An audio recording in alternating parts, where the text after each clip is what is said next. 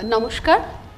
আজকে আমরা একটু শুনি যে এই প্রতিবন্ধকতা নিয়ে ছেলেমেয়েরা, আমরা অনেক সময় মনে করি যে তারা বোধহয় পারবে না, এবং এই তাদের না পারতে পারাটা আমাদের কাছে এতটাই গুরুত্ব পায় যে কীরকম স্কুল থেকে তারা আস্তে আস্তে ব্রাত্য হয়ে যায়। অনেক সময় পরিবারের মধ্যেও ব্রাত্য হয়, কিন্তু আবার এই ছেলেমেয়েগুলোকেই যদি আমরা সময় মতো সাপোর্ট দিয়ে তাকে শিখিয়ে তাকে তার মতো করে গড়ে তোলার চেষ্টা করি, তারা কিন্তু পারে তাদের জীবনটাকে অর্থপূর্ণ করে তুলতে। মূল বিষয়টা হচ্ছে যে বেঁচে থাকার তাগিদ তখনই আমাদের থাকে যখন আমাদের একটু কদর থাকে। মূল সমস্যাটা যেটা হয়, এই ছেলে মেয়েদের মা বাবারা যারা, তাদের কোনো দোষ নেই। যখন আমরা পড়াশুনো করি বা যখন বড় হই, আমরা গড় জিনিসটা দেখেই বড় হই।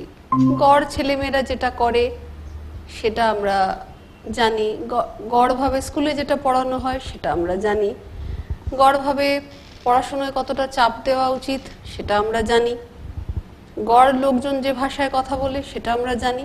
কিন্তু গড়ের বাইরে যারা, তাদের নিয়ে আমরা কি করব সেটা নিয়ে কিন্তু আমাদের কাছে সবসময় খুব স্বচ্ছতা থাকে না। এবং আমাদের ছেলেমেয়েদের, মানে যারা CWS এর, তাদের ছেলেমেয়েদের, সেই ছেলেমেয়েদের মা বাবাদের কাছেও কোনো গতিপথ থাকে না বা কোনো পথ থাকে না, কোনো নির্দিষ্ট কোনো স্বাভাবিকভাবে অন্য ছেলেমেয়েরা যেটা করে সেই পথে তাদের চালিত করতে গিয়ে তারা বাধাপ্রাপ্ত হন। তখন স্বাভাবিকভাবেই সমস্যা বলে মনে হয়। কিন্তু আমরা সবাই যদি শিক্ষা মহলে, পরিবারে, আমরা যদি একটু অন্যরকম করে ভাবি যে ঠিক আছে, ও কিছু জিনিস হয়তো পারে না, কিন্তু ও কি পারে সেটার দিকে যদি নজর দিই, তাহলে কিন্তু তার জীবনটা অনেক বেশি মূল্যবান হয়ে ওঠে, তার জীবনের কদর থাকে, সে নিজের জীবনকে অনেক বেশি অর্থপূর্ণ করে তুলতে পারে। আমরা গল্পগুলো শোনার আগে একটু বুঝি, প্রতিবন্ধকতার জায়গাটাকে একটু ছোট্ট করে আপনাদের রিভিশন করাই বা ঝালিয়ে নিই। যে স্কুলে যখন ছেলেমেয়েরা পড়া পারে না, কি কি কারণে পড়া না পারতে পারে। আমি মূলত এখানে প্রতিবন্ধকতারকে মাথায় রেখেই ভাগগুলো দিয়েছি। তাই পারিবারিক বা অর্থসামাজিক কারণে যখন সে পড়াশুনো করতে পারছে না বা পড়াশুনো পরীক্ষার ফল তার খারাপ হচ্ছে, আমি তাদেরকে এর মধ্যে ফেলিনি আমাদের এই গল্পগুলোর মধ্যে। বা যেহেতু আমরা আজকে আমাদের বক্তব্যের বিষয় বা আলোচনার বিষয় হচ্ছে CWS, তাহলে আমরা একটা একটা করে প্রতিবন্ধকতাগুলোকে দেখি। প্রথমটা বলছি যে ইন্টেলেকচুয়াল ডিসেবিলিটিস। এই যাদের মানসিক প্রতিবন্ধকতা থাকে তাদের মূলত দেখা যায় যে 85-র নিচে IQ, এবং যখন আমি সেটাকে ডিসেবিলিটি বলছি তখন সেটা 70-এর নিচে IQ হয়ে যাচ্ছে। এগুলো আপনারা সবাই জানেন, তবু আমি আরেকবার বলে দিলাম। এবং কি হচ্ছে, সব কাজই দেরি করে শিখছে, মানে slow acquisition of all skills. এমন নয় যে সে খালি পড়াশুনোতে কাঁচা, সব কিছুতেই সে একটু ঢিলে, তার একটু সময় লাগে, সে চটপট করে শিখতে পারে না, চটপট করে করতে পারে না। যেগুলো একটু অ্যাবস্ট্র্যাক্ট কনসেপ্ট, সেগুলো শিখতে তার কিন্তু একটু বেশিই অসুবিধে হয়। আর যেখানে একটু লজিক লাগে, রিজনিং লাগে, সেই কাজগুলো দেখা যায় যে চটপট করতে পারছে না। মোটা দাগের কাজগুলো করতে পারে, কিন্তু যে কাজগুলো করতে একটু বেশি লজিক লাগছে সেইখানে কিন্তু আটকে যাচ্ছে। এবার আমরা যাই স্পিচ অ্যান্ড ল্যাঙ্গুয়েজ ডিসঅর্ডার্স। এদের ক্ষেত্রে কি সমস্যা হচ্ছে, যে এদের ভাষা শিখতে সময় লাগে। অর্থাৎ স্কুলেও যখন আসছে, হয়তো যেটা আমি আগের আমার লেকচারেও বলেছি, যে সে হয়তো সাঁওতালি বাচ্চা, স্কুলে বাংলায় পড়ানো হচ্ছে, বাংলাটা সে বুঝতে পারছে না, বা সে হয়তো নেপালি বাচ্চা বা ভুটিয়া বাচ্চা বা লেপচা বাচ্চা, সে তার মাতৃভাষায় স্কুলে যখন পড়ানো হচ্ছে না সে শিখতে পারছে না। খোঁজ করলে দেখা যাবে সে তার মাতৃভাষাটাও যে খুব পটু তা কিন্তু নয়। সেই দল মানে বোঝাটা অসুবিধে, ভাষা বুঝতে পারাটা অসুবিধে, গুছিয়ে বলতে পারা এবং গুছিয়ে লিখতে পারাটা তার অসুবিধে। তার ফল কি হচ্ছে, সে কিন্তু স্কুলের রেজাল্ট তার খারাপ হচ্ছে।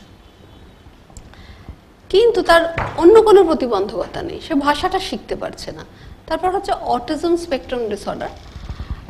অটিজমে কি থাকছে, তাদের পুয়ার কম্প্রিহেনশন থাকছে, পুয়ার এক্সপ্রেশন হচ্ছে, তারপরে তাদের ডিফিকাল্টি থাকছে নতুন কোনো কিছু শিখতে, নতুন পরিস্থিতিতে নিজেদের অ্যাডজাস্ট করতে। আর কারা পড়াশোনায় পিছিয়ে পড়ছে, যদিও এরা প্রতিবন্ধীর দলে পড়ে না আমাদের আরপিডব্লিউডি অ্যাক্ট অনুপাতে, কিন্তু এরা একটা দল যাদের কিন্তু সমস্যার পর্যায়ে ফেলা হয় মানসিক স্বাস্থ্যের বা সাইকোলজির সাবজেক্টের মধ্যে এডিএইচডি বা attention deficit hyper activity disorder.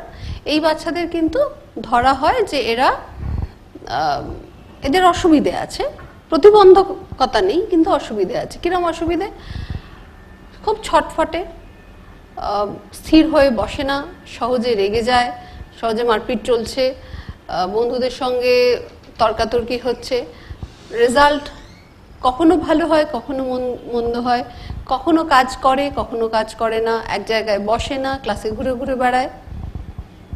ফলে এরা কিন্তু বহু সংখ্যক স্কুলে এদের সংখ্যা কিন্তু কম নয়, এবং আমি জানি টিচারদের এদের ম্যানেজও করতে হচ্ছে, কিন্তু এরা CWSN এর মধ্যে পড়ে না। কিন্তু এরাও কিন্তু পারফরমেন্স খারাপ করে, মানে স্কলাস্টিক স্কিল এদেরও পুয়ার হয়, যেহেতু আমরা স্কুল পরিবেশের কথা বলছি, ফলে পড়াশোনার খারাপ কিন্তু এরাও করছে। তারপর হচ্ছে SLD স্পেসিফিক লার্নিং ডিসেবিলিটি, যাদের শিক্ষণমূলক অক্ষমতা থাকে, অর্থাৎ স্বাভাবিক বুদ্ধিসম্পন্ন বাচ্চা কিন্তু সে রিডিং পড়তে পারে না, বা কেউ বানান ঠিক করে সব মানে প্রচুর বানান তার ভুল হয়, অথবা তার অঙ্ক করতে অসুবিধে হয়, কারণ নিজের ভাষায় গুছিয়ে লিখতে অসুবিধে হয়, কারোর ক্ষেত্রে দেখা যায় যে সে পড়ে মানে বুঝতে পারে না বা রিডিং পড়তে পারে না, একটা সমস্যা। আর একটা হচ্ছে পড়তে পারলেও সেটার খুব ভালো মানে বুঝতে পারছে না। এটার 4-5টা ক্যাটেগরি, আমি একটু ক্যাটেগরিগুলো আপনাদের দেখিয়ে দিই। এইরকম যে types of specific learning disability. Specific learning disability হচ্ছে আমাদের দেশের আইন অনুপাতে, আর স্পেসিফিক লার্নিং ডিসঅর্ডার হচ্ছে ইন্টারন্যাশনাল যে ম্যানুয়ালটা চলে তাতে স্পেসিফিক লার্নিং ডিসঅর্ডার বলা হয়।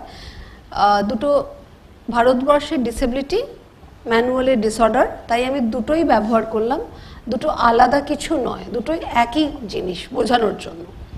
স্পেসিফিক লার্নিং ডিসঅর্ডারের ল্যাঙ্গুয়েজ বলে একটি ক্যাটেগরি আছে, যেটা স্পিচ ল্যাঙ্গুয়েজ ডিসঅর্ডারের মধ্যে আমাদের আইনে পড়েছে।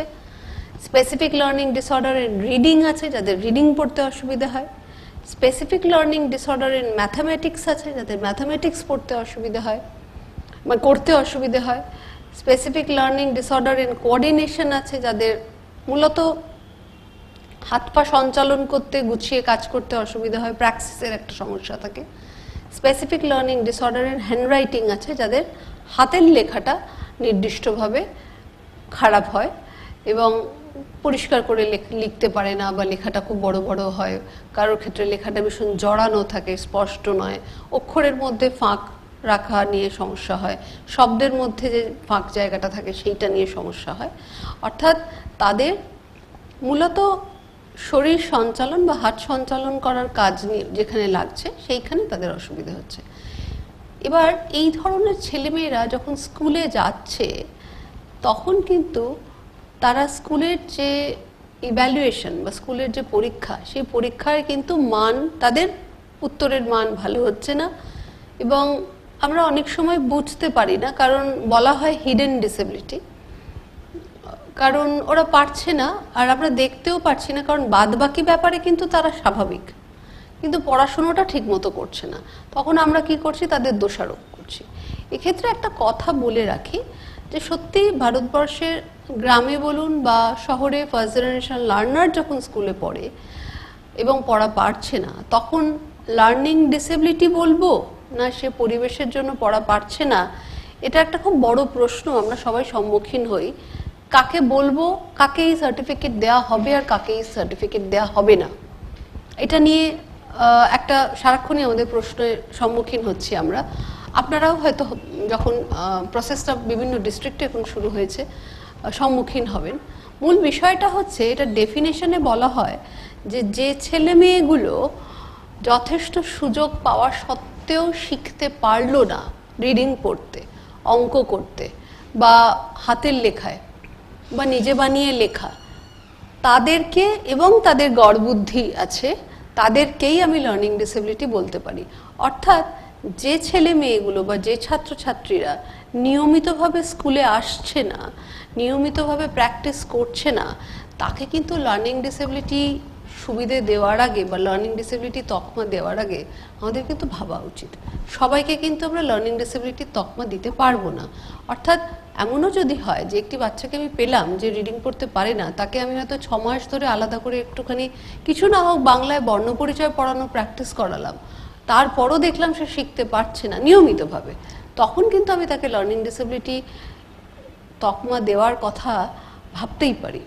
কিন্তু কেউ যদি নিয়মিত স্কুলে আসে না, কখনো সে মা বাবার সাথে অন্য মানে সে হয়তো অন্য প্রান্তের ছেলে মেয়ে, সে আর একটা ডিস্ট্রিক্টে হয়তো একটা সিজনে কাজ করতে আসছে, সেই সিজনে সে এই স্কুলটায় পড়ছে, আবার সিজন চেঞ্জ হয়ে গেলে নিজের যেটা আসল গ্রামের বাড়ি সেইখানে চলে যাচ্ছে, তার ক্ষেত্রে এই যে শিফট, কখনো এখানে কখনো ওখানে, কখনো স্কুলে যাচ্ছে কখনো স্কুলে যাচ্ছে না, এই ছেলে মেয়েগুলোকে কিন্তু চট করে লার্নিং ডিসেবিলিটির তকমা দেওয়া খুব মুশকিল। তার কারণ হচ্ছে তার কিন্তু সুযোগ সঠিক মতো হচ্ছে না, এটা মনে রাখা। আইনত তাই বলা হচ্ছে এবং ইন্টারন্যাশনালি তাই ধরা হয় ডেফিনেশনে।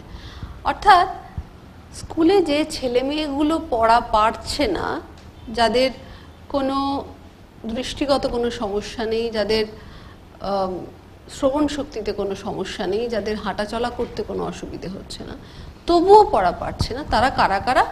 তারা হচ্ছে, আমরা আগে স্লাইডে যাই, তারা মানসিক বুদ্ধি নিয়ে তাদের একটা মানে মানসিক প্রতিবন্ধকতা থাকতে পারে, তাদের স্পিচ ল্যাঙ্গুয়েজ ডিসঅর্ডার থাকতে পারে, তাদের অটিজম স্পেকট্রাম ডিসঅর্ডার থাকতে পারে, তাদের এডিএইচডি থাকতে পারে, তাদের লার্নিং ডিসেবিলিটি থাকতে পারে। সেরেব্রাল পলসির ক্ষেত্রে অবশ্য চোখে বেশিরভাগ ক্ষেত্রেই আমরা চোখে দেখতে পাই যে তার শরীরের কোনো একটা অংশ বা হয়তো 4টে হাত পা, 2 হাত 2 পা সবটাই এফেক্টেড হয়েছে এরকম। কিন্তু আবার কেউ কেউ আছে যাদের কিন্তু হয়তো খুব বেশি নয়, হয়তো একটা হাত এফেক্টেড হয়েছে, বাদ বাকি শরীরটা তার ঠিকই আছে।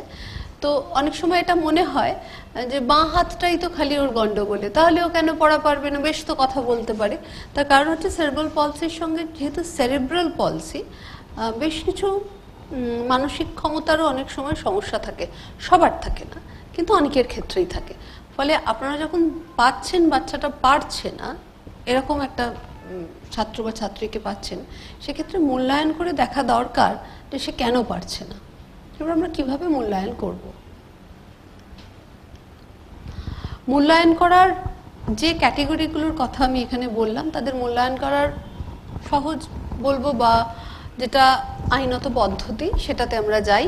প্রথম বলা হচ্ছে যে জেনারেল ফিজিশিয়ান বা পিডিয়াট্রিশিয়ান যে আছে আপনাদের কাছাকাছি, যে মহকুমা হাসপাতাল বা হেলথ কেয়ারে যদি পিডিয়াট্রিশিয়ান থাকেন আপনাদের হেলথ সেন্টারে, তার সাথে গিয়ে কথা বলা, যেহেতু পারছে না কি হতে পারে। সেখান থেকে যদি রেফার্ড হয় তাহলে আপনি মহকুমা হাসপাতালে গেলেন। মহকুমা হাসপাতালে গিয়ে যেটা, এখানেই আমাদের একটা সমস্যা হয় যে যারা মানসিক প্রতিবন্ধী যে ক্যাটেগরিগুলো, যে 3টে ক্যাটেগরির কথা আমি বললাম ইন্টেলেকচুয়াল ডিসেবিলিটির আন্ডারে, একটা হচ্ছে যারা মানসিক প্রতিবন্ধী, একটা হচ্ছে যারা তাদের অটিজম আছে, আর একটা হচ্ছে যাদের স্পেসিফিক লার্নিং ডিসেবিলিটি আছে।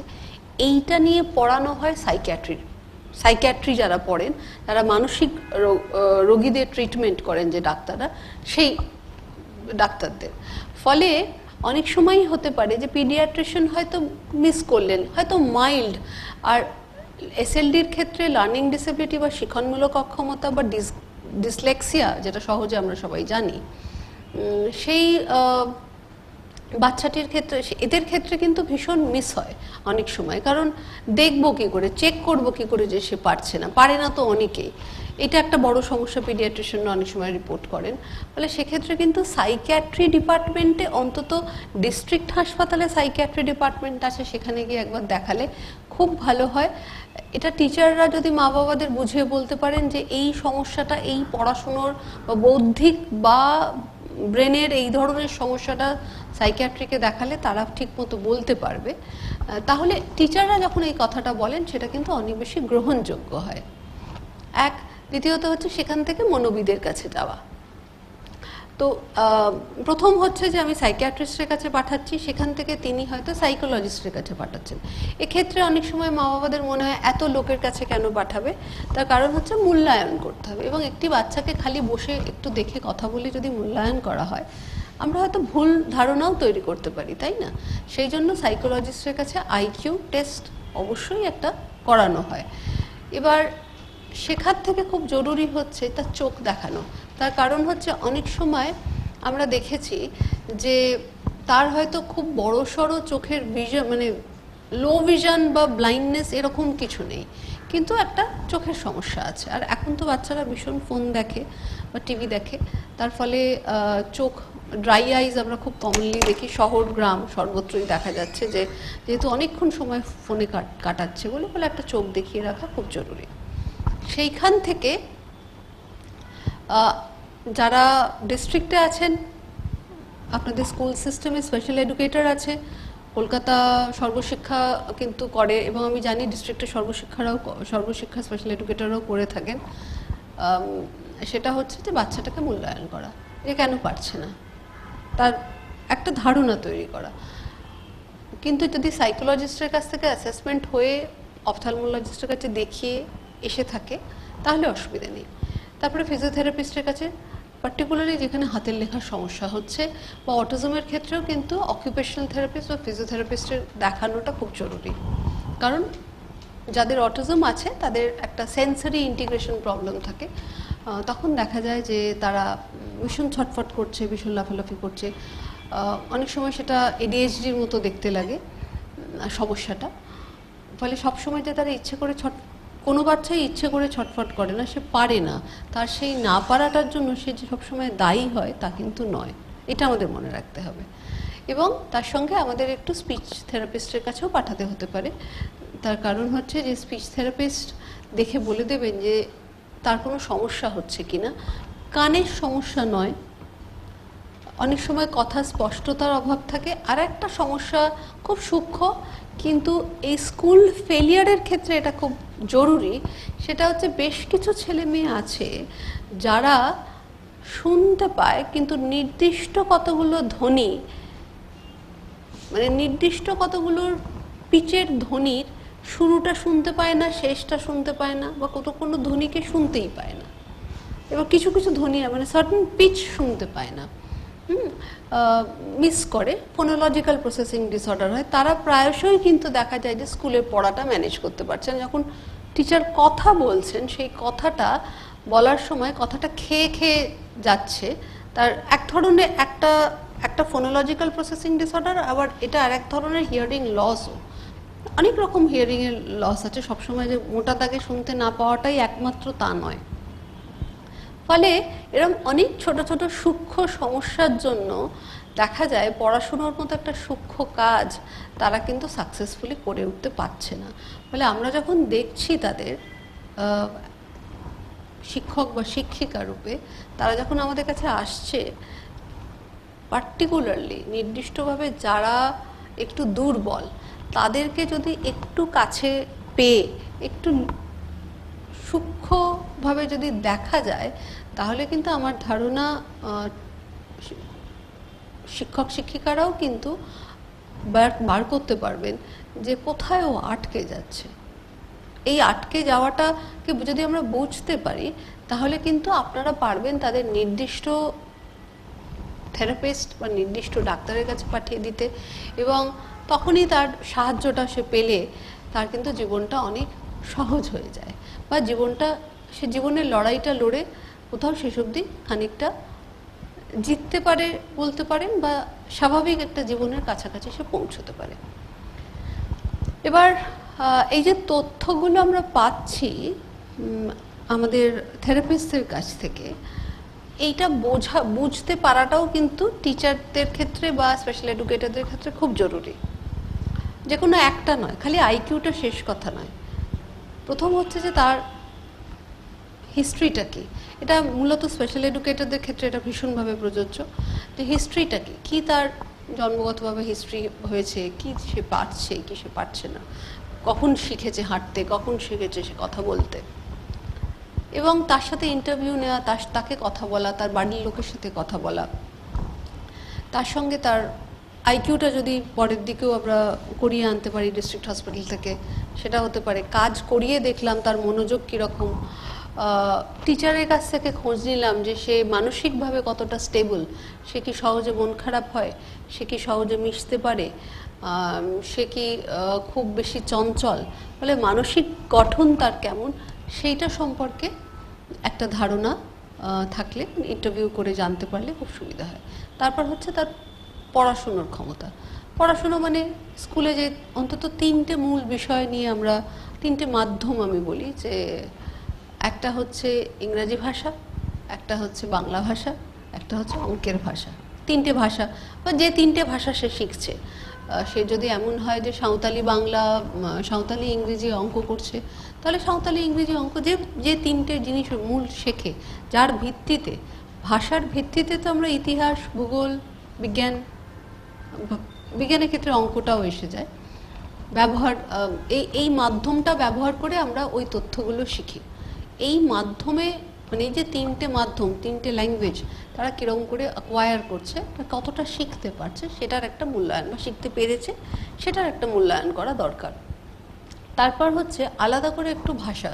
এবার এমন হতে পারে, যেটা বারবার বলছে, যে তার মাতৃভাষা কিছু, সে পড়ছে আর একটা ভাষায়, যেখানে মাতৃভাষা আলাদা, সেখানে দরকার হলে মায়ের সাথে, মাকে সঙ্গে নিয়ে এসে জিজ্ঞেস করা, মাকে একটুখানি বলে দেওয়া, একটা বাংলাতে গল্প বলে দিলেন, মাকে বললেন যে আপনি ওকে গল্পটা আপনার ভাষায় বলুন, দেখুন ও কতটা বুঝতে পারছে। এই একটু সাধারণ কথা বলা, গল্প করা, সমস্যার সমাধান করতে বলা। একটা উদাহরণ দিই, যে সমস্যার সমাধান মানে ধরুন একটা ছোট্ট এক্সাম্পল, যে তাকে বলা হলো যে তোর পড়ে গিয়ে পা কেটে গেছে, তুই কী করবি? এবার বাচ্চারা বিভিন্ন উত্তর দেবে।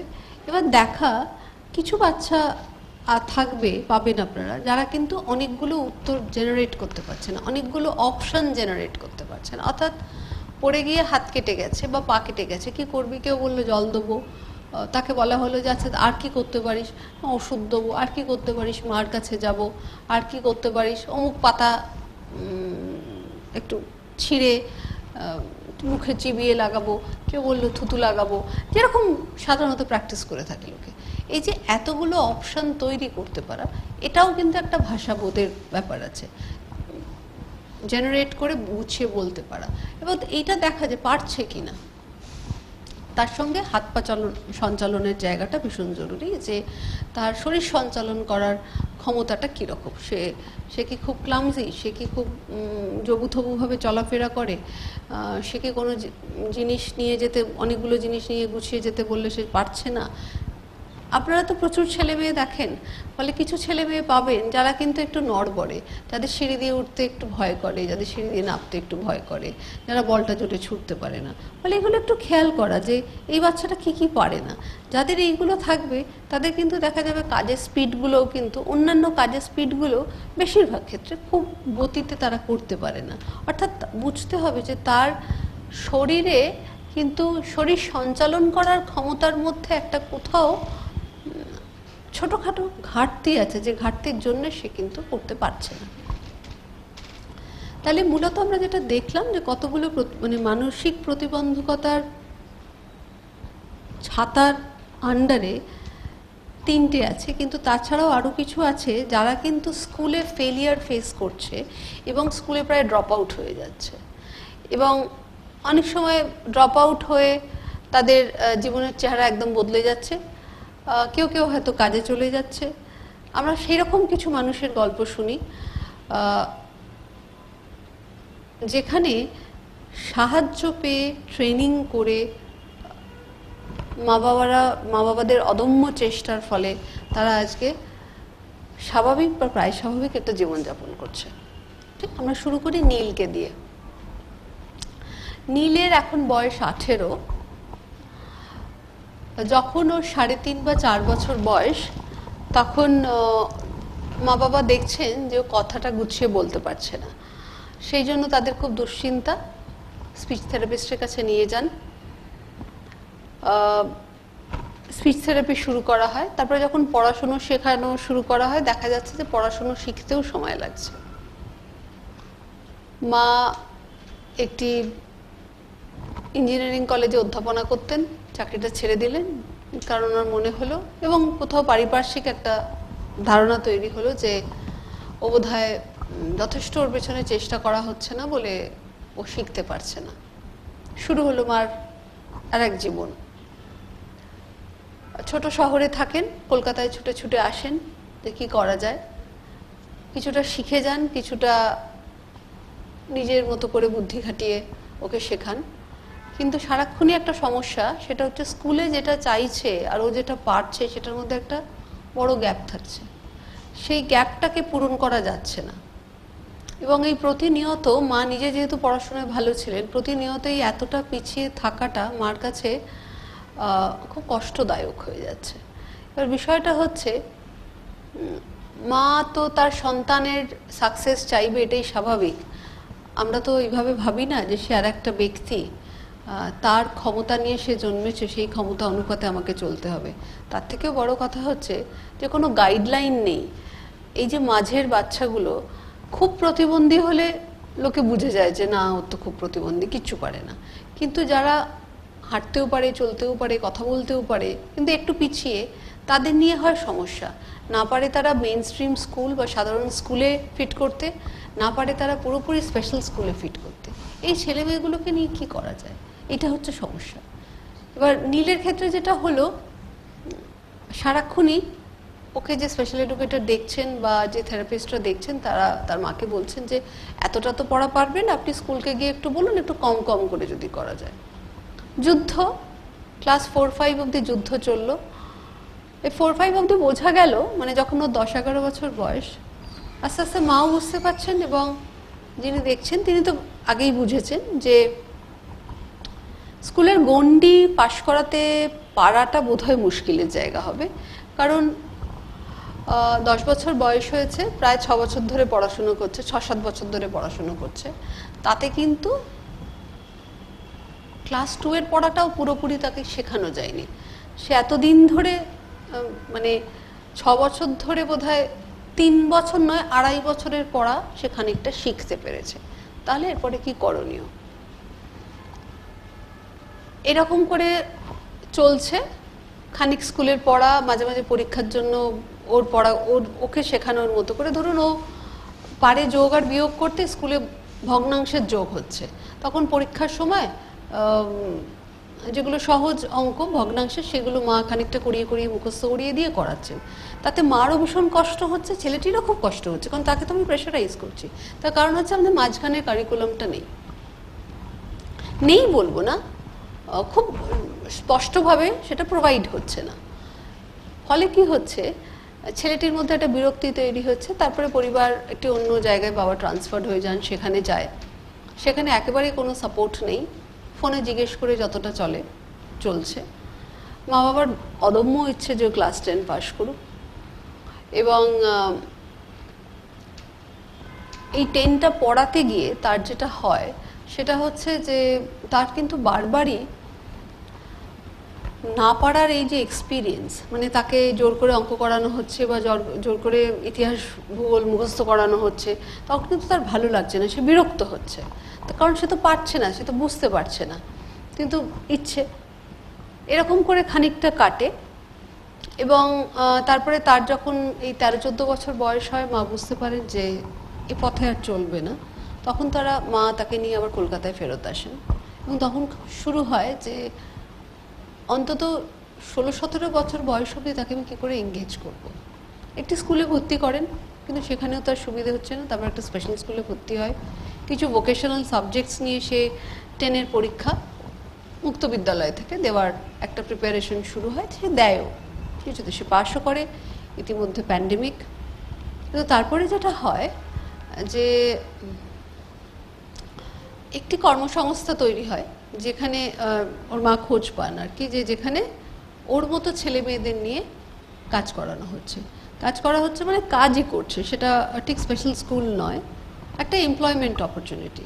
সত্যি কথা বলতে আমাদের ভারতবর্ষে এত কটেজ ইন্ডাস্ট্রি, আমরা যদি সত্যি মা বাবারা, শিক্ষক শিক্ষিকারা, ব্যবসাদারেরা, কমিউনিটি ইন জেনারেল যদি একটু উদ্যোগ করে বিভিন্ন কাজ, আমি খুব সহজ এক্সাম্পল দিচ্ছি, ধরুন গ্রামাঞ্চলে যত সেলফ হেল্প গ্রুপস আছে সেখানে বহু জিনিস তৈরি হয়, ধরুন বড়ি তৈরি হয়, জরির কাজ হয়, ঝুড়ি তৈরি হয়, নারকোলের কাঠি দিয়ে, নারকোল মালা দিয়ে জিনিস তৈরি হয়, বিভিন্ন হস্তশিল্পের কিন্তু কাজ আমাদের পশ্চিমবঙ্গে কেন সারা ভারতবর্ষে হয়।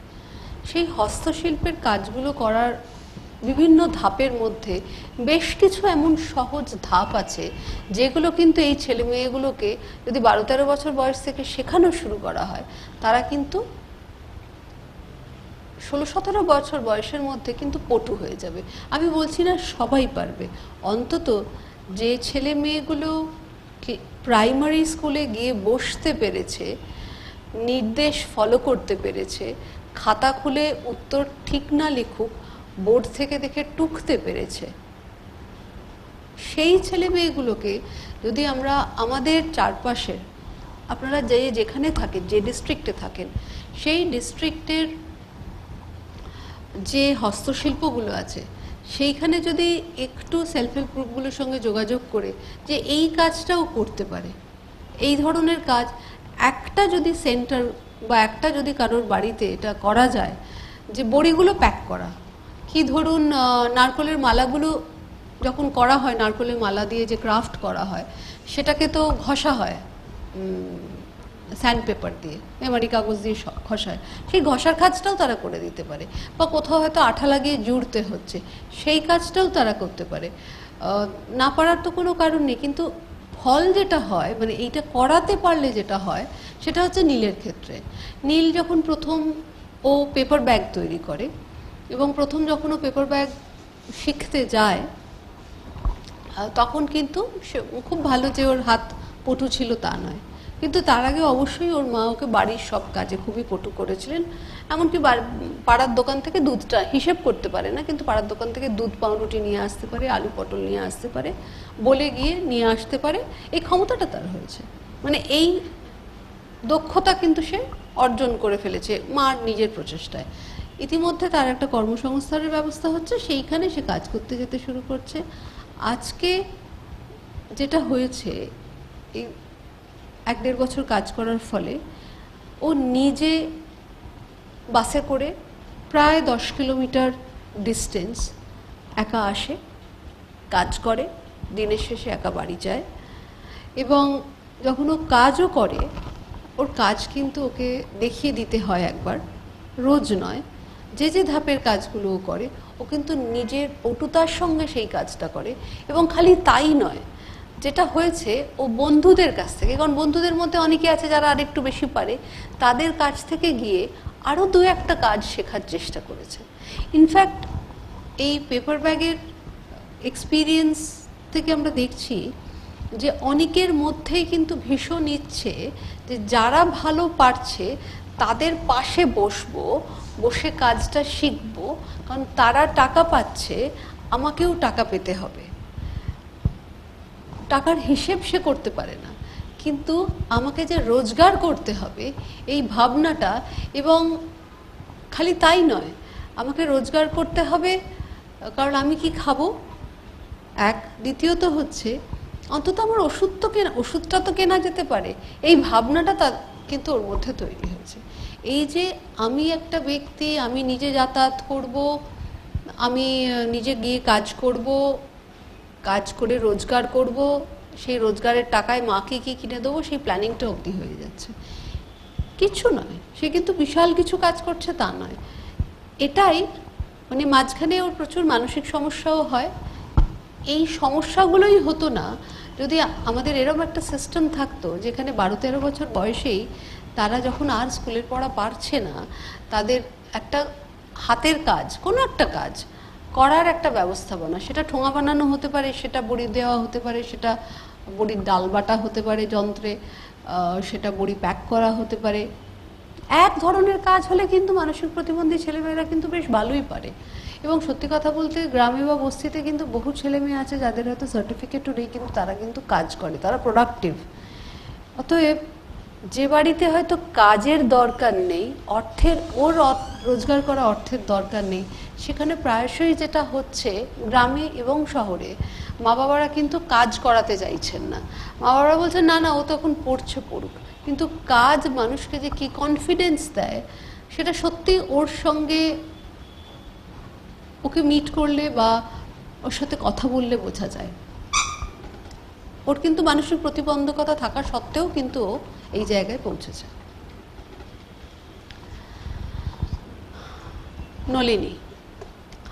নলিনীর এখন বয়স 22-23, ইউনিভার্সিটিতে পড়ে,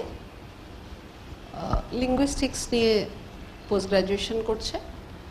নলিনী যখন বছর 10 বয়স, কলকাতার একটি সুনামধন্য স্কুলে সে পড়ে এবং তখন পড়তো, কিন্তু অঙ্কে ও খুব ভালো অঙ্কটা করতে পারতো না বলে ও খুব বকা খেত।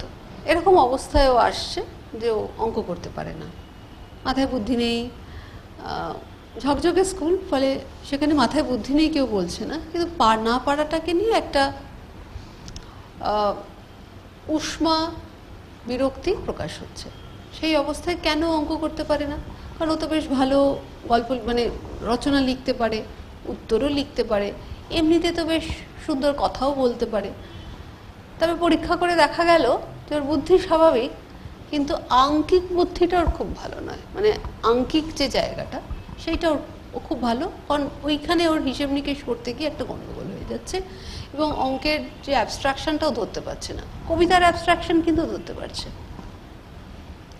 সেইটা নিয়ে ওর পথ চলা, এবং আজ থেকে অনেকগুলো বছর আগে, বুঝতেই পারছেন এখন ওর 22 বছর বয়স, ও যখন স্কুলকে বলা হচ্ছে যে ওর তো আসলে লার্নিং ডিসেবিলিটি আছে অঙ্কে, ডিসক্যালকুলিয়া যেটা বলা হয়, সেই জন্য ও পারছে না, আর ওর বোর্ডে তখন অঙ্ক বাদ দেওয়া যেত। অনেক বোর্ডেই কিন্তু ডিসক্যালকুলিয়া থাকলে অঙ্ক বাদ দেওয়া যায়, ও অঙ্ক বাদ দেওয়া যেতে পারে, কিন্তু ওর স্কুল একেবারেই রাজি হলো না, কিছুতেই রাজি নয়। তখন চেষ্টা চললো, কারণ এটা ক্লাস 6, আমরা অঙ্ক করাতে থাকলাম, ততটা পারে খুব বেসিক লেভেলে। সেটা করতে করতে 8 হলো, তখন স্কুলকে বলা হলো যে আপনারা ওকে অঙ্কটা বাদ দিয়ে দিন, পারছে না ও করতে, এবং অঙ্ক নিয়ে প্রচণ্ড মানসিকভাবে ভেঙে পড়ছে, কান্নাকাটি করছে। স্কুল তো রাজি নয়, কারণ তখনও আজ থেকে প্রায় 8-9 বছর আগে অতটা সচেতনতা তৈরি হয়নি যে ছেলে মেয়েদের অঙ্ক বাদ দিয়ে দেওয়া হবে। যদিও বোর্ডে আছে, আইসিএসসি বোর্ডে বহুদিনই হয়েছে যে অঙ্ক বাদ দেওয়া যায় যদি ডিসক্যালকুলিয়া থাকে, সিবিএসসি বোর্ডেও আছে, আমাদের ওয়েস্ট বেঙ্গল বোর্ডে এখনো অবধি নেই। তো ফলে সেক্ষেত্রে ও এরকম ওকে কিছুতেই দেওয়া হবে না। যাই হোক, শেষ অবধি মা খুব উদ্যোগী হয়ে বোর্ডকে চিঠি লিখলেন যে আমার মেয়ের এরকম ডিসক্যালকুলিয়া আছে, কিন্তু স্কুল রাজি হচ্ছে না, আমরা কি করব। তখন বোর্ড উদ্যোগ করে স্কুলের যারা কর্মকর্তা তাদের বোর্ডের তরফ থেকে তারা জানায় যে আমাদের এখন বোর্ডের নিয়ম হচ্ছে যাদের ডিসক্যালকুলিয়া আছে তাদের ক্ষেত্রে অঙ্কটা বাদ দিয়ে দেওয়া যায়। তারা স্কুল তখন রাজি হয়। ও 9-10-এ আর অঙ্ক করলো না, 8 অবধি অঙ্ক করলো। তারপরে 12 ক্লাসে ও কলা বিভাগের বিষয়গুলো নিয়ে পড়লো, বেশ ভালো রেজাল্ট হলো। 10-এর রেজাল্টটা ওর মাঝারি হয়েছিল, কারণ ওই ফিজিক্স নিয়ে ওর একটু গন্ডগোল হচ্ছিল, ভূগোলের অঙ্ক নিয়ে সমস্যা হচ্ছিল, কিন্তু কলা বিভাগের সাবজেক্টগুলোতেও ভালোই নম্বর পেয়েছিল। 12 ক্লাসের রেজাল্ট বেশ ভালো করলো, একটু ভালো কলেজে ও ইংরাজি নিয়ে পড়াশুনোও করলো, এখনও লিঙ্গুইস্টিক্স নিয়ে পড়াশুনো করছে, এবং ও স্বপ্ন দেখে যে ও এর পরে আঙ্কিক ভাষা যে সমস্যা সেইটা নিয়ে ও রিসার্চ করার চেষ্টা করবে যে কেন, কোথায় আটকায় ছেলে মেয়েদের এই জায়গাটা নিয়ে। ফলে এমন নয় যে তাকে বাদ দেওয়া বলে নয়, বিষয়টা অঙ্ক বাদ দিয়ে দেওয়া হলো সেটা নয়, বিষয়টা হচ্ছে যে যার অসুবিধে হচ্ছে সেটাকে নিয়ে যদি খুব চাপাচুপি করা হয় তাহলে তার যে কনফিডেন্স, তার যে নিজের উপরে যে ভরসা, সেটা কিন্তু নষ্ট হয়। ফলে সেই জায়গার থেকে কিন্তু অঙ্কের বা যে বিষয়টা সে পারছে না প্রথমেই বাদ দিয়ে দিতে হবে তা নয়, চেষ্টা করা হবে। এখন যেমন সিবিএসসিতে একটা লোয়ার ম্যাথস, হায়ার ম্যাথস এরকম একটা জিনিস করা হয়েছে, তো সেরকম এক্ষেত্রেও আমরা আমাদের রাজ্যেও সেটা নিশ্চয়ই কখনো আমি আশাবাদী যে এই অপশনগুলো তৈরি হবে। সবাইকেই প্রচুর কঠিন অঙ্ক করে ফেলতে হবে তা নয়, কিন্তু কিছু বেসিক অঙ্ক রইল যেগুলো জীবনে চলতে গেলে লাগে, যেটা কিন্তু নলিনীও করতে পারতো না তা নয়, কিন্তু কঠিন যেখানে অঙ্ক, ট্রিগোনোমেট্রির অঙ্ক বা জ্যামিতি, এই ধরনের অঙ্কগুলো করতে গিয়ে ওর খুব অসুবিধে হতো। ফলে সবাইকেই একেবারে হায়ার ম্যাথস করে ফেলতে হবে তা নয়, একটা বেসিক ম্যাথসের ব্যবস্থাপনা যদি থাকে তাহলে সবাই একটু অঙ্ক শিখলো জীবনে চলার মতো অঙ্কগুলো, আর বাদ বাকিটা নাই শিখলো, এরকম একটা ভাবনার জায়গা থেকে। যদিও আমাদের ওয়েস্ট বেঙ্গল বোর্ডে যেহেতু 26-এ পাশ করা যায়, ফলে খুব কম অঙ্ক পারলেও সেটা ক্লিয়ার করা যায়। বহু ছেলেমেয়ে সেই জন্যই বেরিয়ে যায়। যাই হোক, সেটা তো পরের বিষয় বা আমাদের হাতে নেই, কিন্তু এটা একটা বিষয় মনে রাখা যে কিছু ছেলে মেয়ে কিন্তু থাকে, তাদের এই জায়গাগুলো অসুবিধে থাকে, অসুবিধের জায়গাটায় ঘা না দিয়ে যেটা তার ক্ষমতা বা যেটা তার যে জায়গাটাতে সে দক্ষ, সেই জায়গাটাকে যদি তুলে ধরা হয় তাহলে কিন্তু তার জীবনের চেহারা একদম অন্যরকম হয় এবং তার জীবনের ভাবনা চিন্তাগুলোও কিন্তু অন্যরকম হয়। সীমন্তিনীর বয়স এখন 24। 3.5 বছর বয়সে ও কলকাতায় থেরাপির জন্য আসতে শুরু করে। একটা শব্দ বলতে পারতো না, একটা কথা বুঝতে পারতো না, একটা মুহূর্তেও বসতে পারতো না। অনেক দূর থেকে 1.5 ঘন্টা ট্রেন জার্নি বা বাস জার্নি করে আসতো, প্রচণ্ড গরম। সেই গরমে এসে সবার আগে ওর কাজ ছিল জামা কাপড় খুলে ফেলা। ছোট্ট সীমন্তিনী 3.5 বছর বয়সে একটা ছোট্ট প্যান্ট পরে ছুটছে এবং তার পেছনে ছুটছে তার থেরাপিস্ট, হাতে একটা হজমিগুলির বোতল, কারণ হজমি খেতেও খুব ভালোবাসত। তখন অটিজম নিয়ে এত অ্যাওয়ারনেস ছিল না, ধারণা ছিল সবারই, কারণ আজকে ওর 25 বছর বয়স, আর 3.5 বছর বয়সের ওর 3.5 বছর বয়সের কথা বলছি, প্রায় 22 বছর আগে।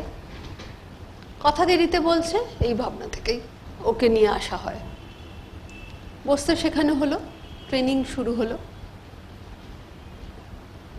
প্রায় 1.5-2 বছর পরে আরেকজন থেরাপিস্ট ওকে দেখে বললেন যে ওর তো আসলে অটিজম আছে। ভালো কথা, অটিজম আছে, তাহলে অটিজমের ট্রেনিং শুরু করা হোক। ট্রেনিং চলছিল, প্রথমে বসতে শেখানো, তারপরে কথা বলতে শেখানো, তারপরে প্লে ট্রেনিং বা প্লে থেরাপি বলতে পারেন, ওকে করানো হয়। সেইখান থেকে আজকে ও একটি কনফিডেন্ট ইঞ্জিনিয়ার, একটি মাল্টিন্যাশনাল কোম্পানিতেও চাকরি করে। আসুন, ওর কাছ থেকে আমরা বাকি গল্পটা ওর কাছ থেকে শুনি।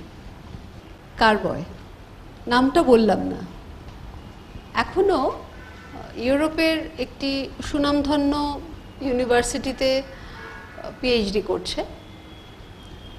যখন ও বছর 8 তখন ওর বয়স, মা বাবার সঙ্গে আসে।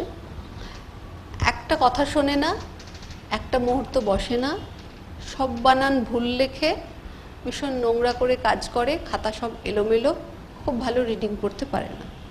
এখান থেকে শুরু হলো, কিন্তু ভীষণ ভালো গাড়ি ঠিক করতে পারে, গাড়ি ভাঙতে পারে এবং গাড়ি ঠিক করতে পারে। এখান থেকে শুরু। বাড়ি শুদ্ধ সবাই খুব বিরক্ত ওকে নিয়ে, তার কারণ হচ্ছে ও সারাক্ষণ বাড়ি অগোছালো করে রাখে, বাড়ি নোংরা করে, সব জিনিস ভেঙে ফেলে, স্কুলে গিয়ে বসতে চায় না, স্কুল খুব বিরক্ত, মার চোখে জল। বাড়ি শুদ্ধ যারা ঠাকুমা ঠাকুরদাদা সবাই ওকে নিয়ে খুব দুশ্চিন্তাগ্রস্ত যে কি হবে এই ছেলের, আমাদের বাড়িতে সবাই এত উচ্চশিক্ষিত, ওর কি হবে। শুরু হলো, ও একটি ভালো স্কুলেই পড়তো, কিন্তু স্কুল সারাক্ষণই মা বাবাকে খুব উষ্মা প্রকাশ করছেন যে ও তো পারছে না, ও তো করছে না। তারপর ট্রেনিং শুরু হয়, দেখা যায় যে প্রথমে অ্যাসেসমেন্ট হয়, করে দেখা গেল যে বুদ্ধি স্বাভাবিক, কিন্তু ওর লার্নিং ডিসেবিলিটি আছে। রিডিং ডিসঅর্ডার আছে, রিডিং ট্রেনিং করা হলো, তার সঙ্গে ওর ADHDও আছে, অর্থাৎ অস্থিরতাও আছে। রিডিং ট্রেনিং শুরু হলো, রিডিং ইমপ্রুভ করলো, তারপর বানান শুরু করা হলো, বানান কিছুটা ইমপ্রুভ করলো, কিন্তু বানান একটা ভুল হয়। অঙ্কটা কিন্তু সবসময় ও বেশ ভালো পারে। এবার ওর অস্থিরতার জন্য ক্লাসে কাজ করে না, খাতা শেষ করে না। মা খুব মন খারাপ করে বলছেন যে সে তো রোজই তো লিখছে না, টিচার তো খুব বিরক্ত হচ্ছে, কি করা যায়। তো ওকে যে ডাক্তার বাবু দেখতেন, তিনি বললেন যে তাহলে কি আমরা একটুখানি ওকে ওষুধ, মনোযোগ বাড়াবার ওষুধ দেবো। সেটা নিয়ে খুব দোলাচল নিয়ে মা বাবা খানিকটা, ওর যেহেতু পড়ায় পিছিয়ে পড়ছে, বানান কিছুতেই ঠিক করা যাচ্ছে না, বললেন ঠিক আছে একটু মনোযোগ যদি বাড়ে তাহলে দিয়ে দেখি, দিয়ে শুরু করা হয়। কিছু ওষুধ, কিছু ট্রেনিং, এরকম করে চললো। 10 পাশ করলো 78% পেয়ে। এবং এর মধ্যে যখনই ওকে উৎসাহ দেওয়ার একটাই উপায় ছিল, সেটা হচ্ছে ওকে বিভিন্ন জিনিস কিনে দেওয়া, যেটা দিয়েও গাড়ি তৈরি করতে পারবে।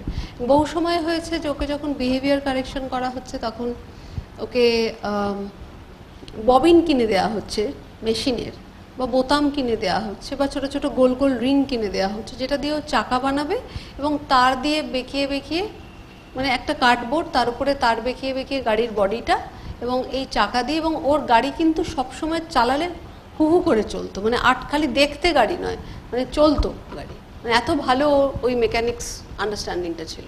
এটা ওর একটা ন্যাচারাল এবিলিটি। কিন্তু পরীক্ষার খাতা কিন্তু প্রায়শই লাল কালি পড়ছে, আর বাংলাতেও তার লাল, ও ইংরাজি মাধ্যমে পড়তো, লাল কালি পড়ছে।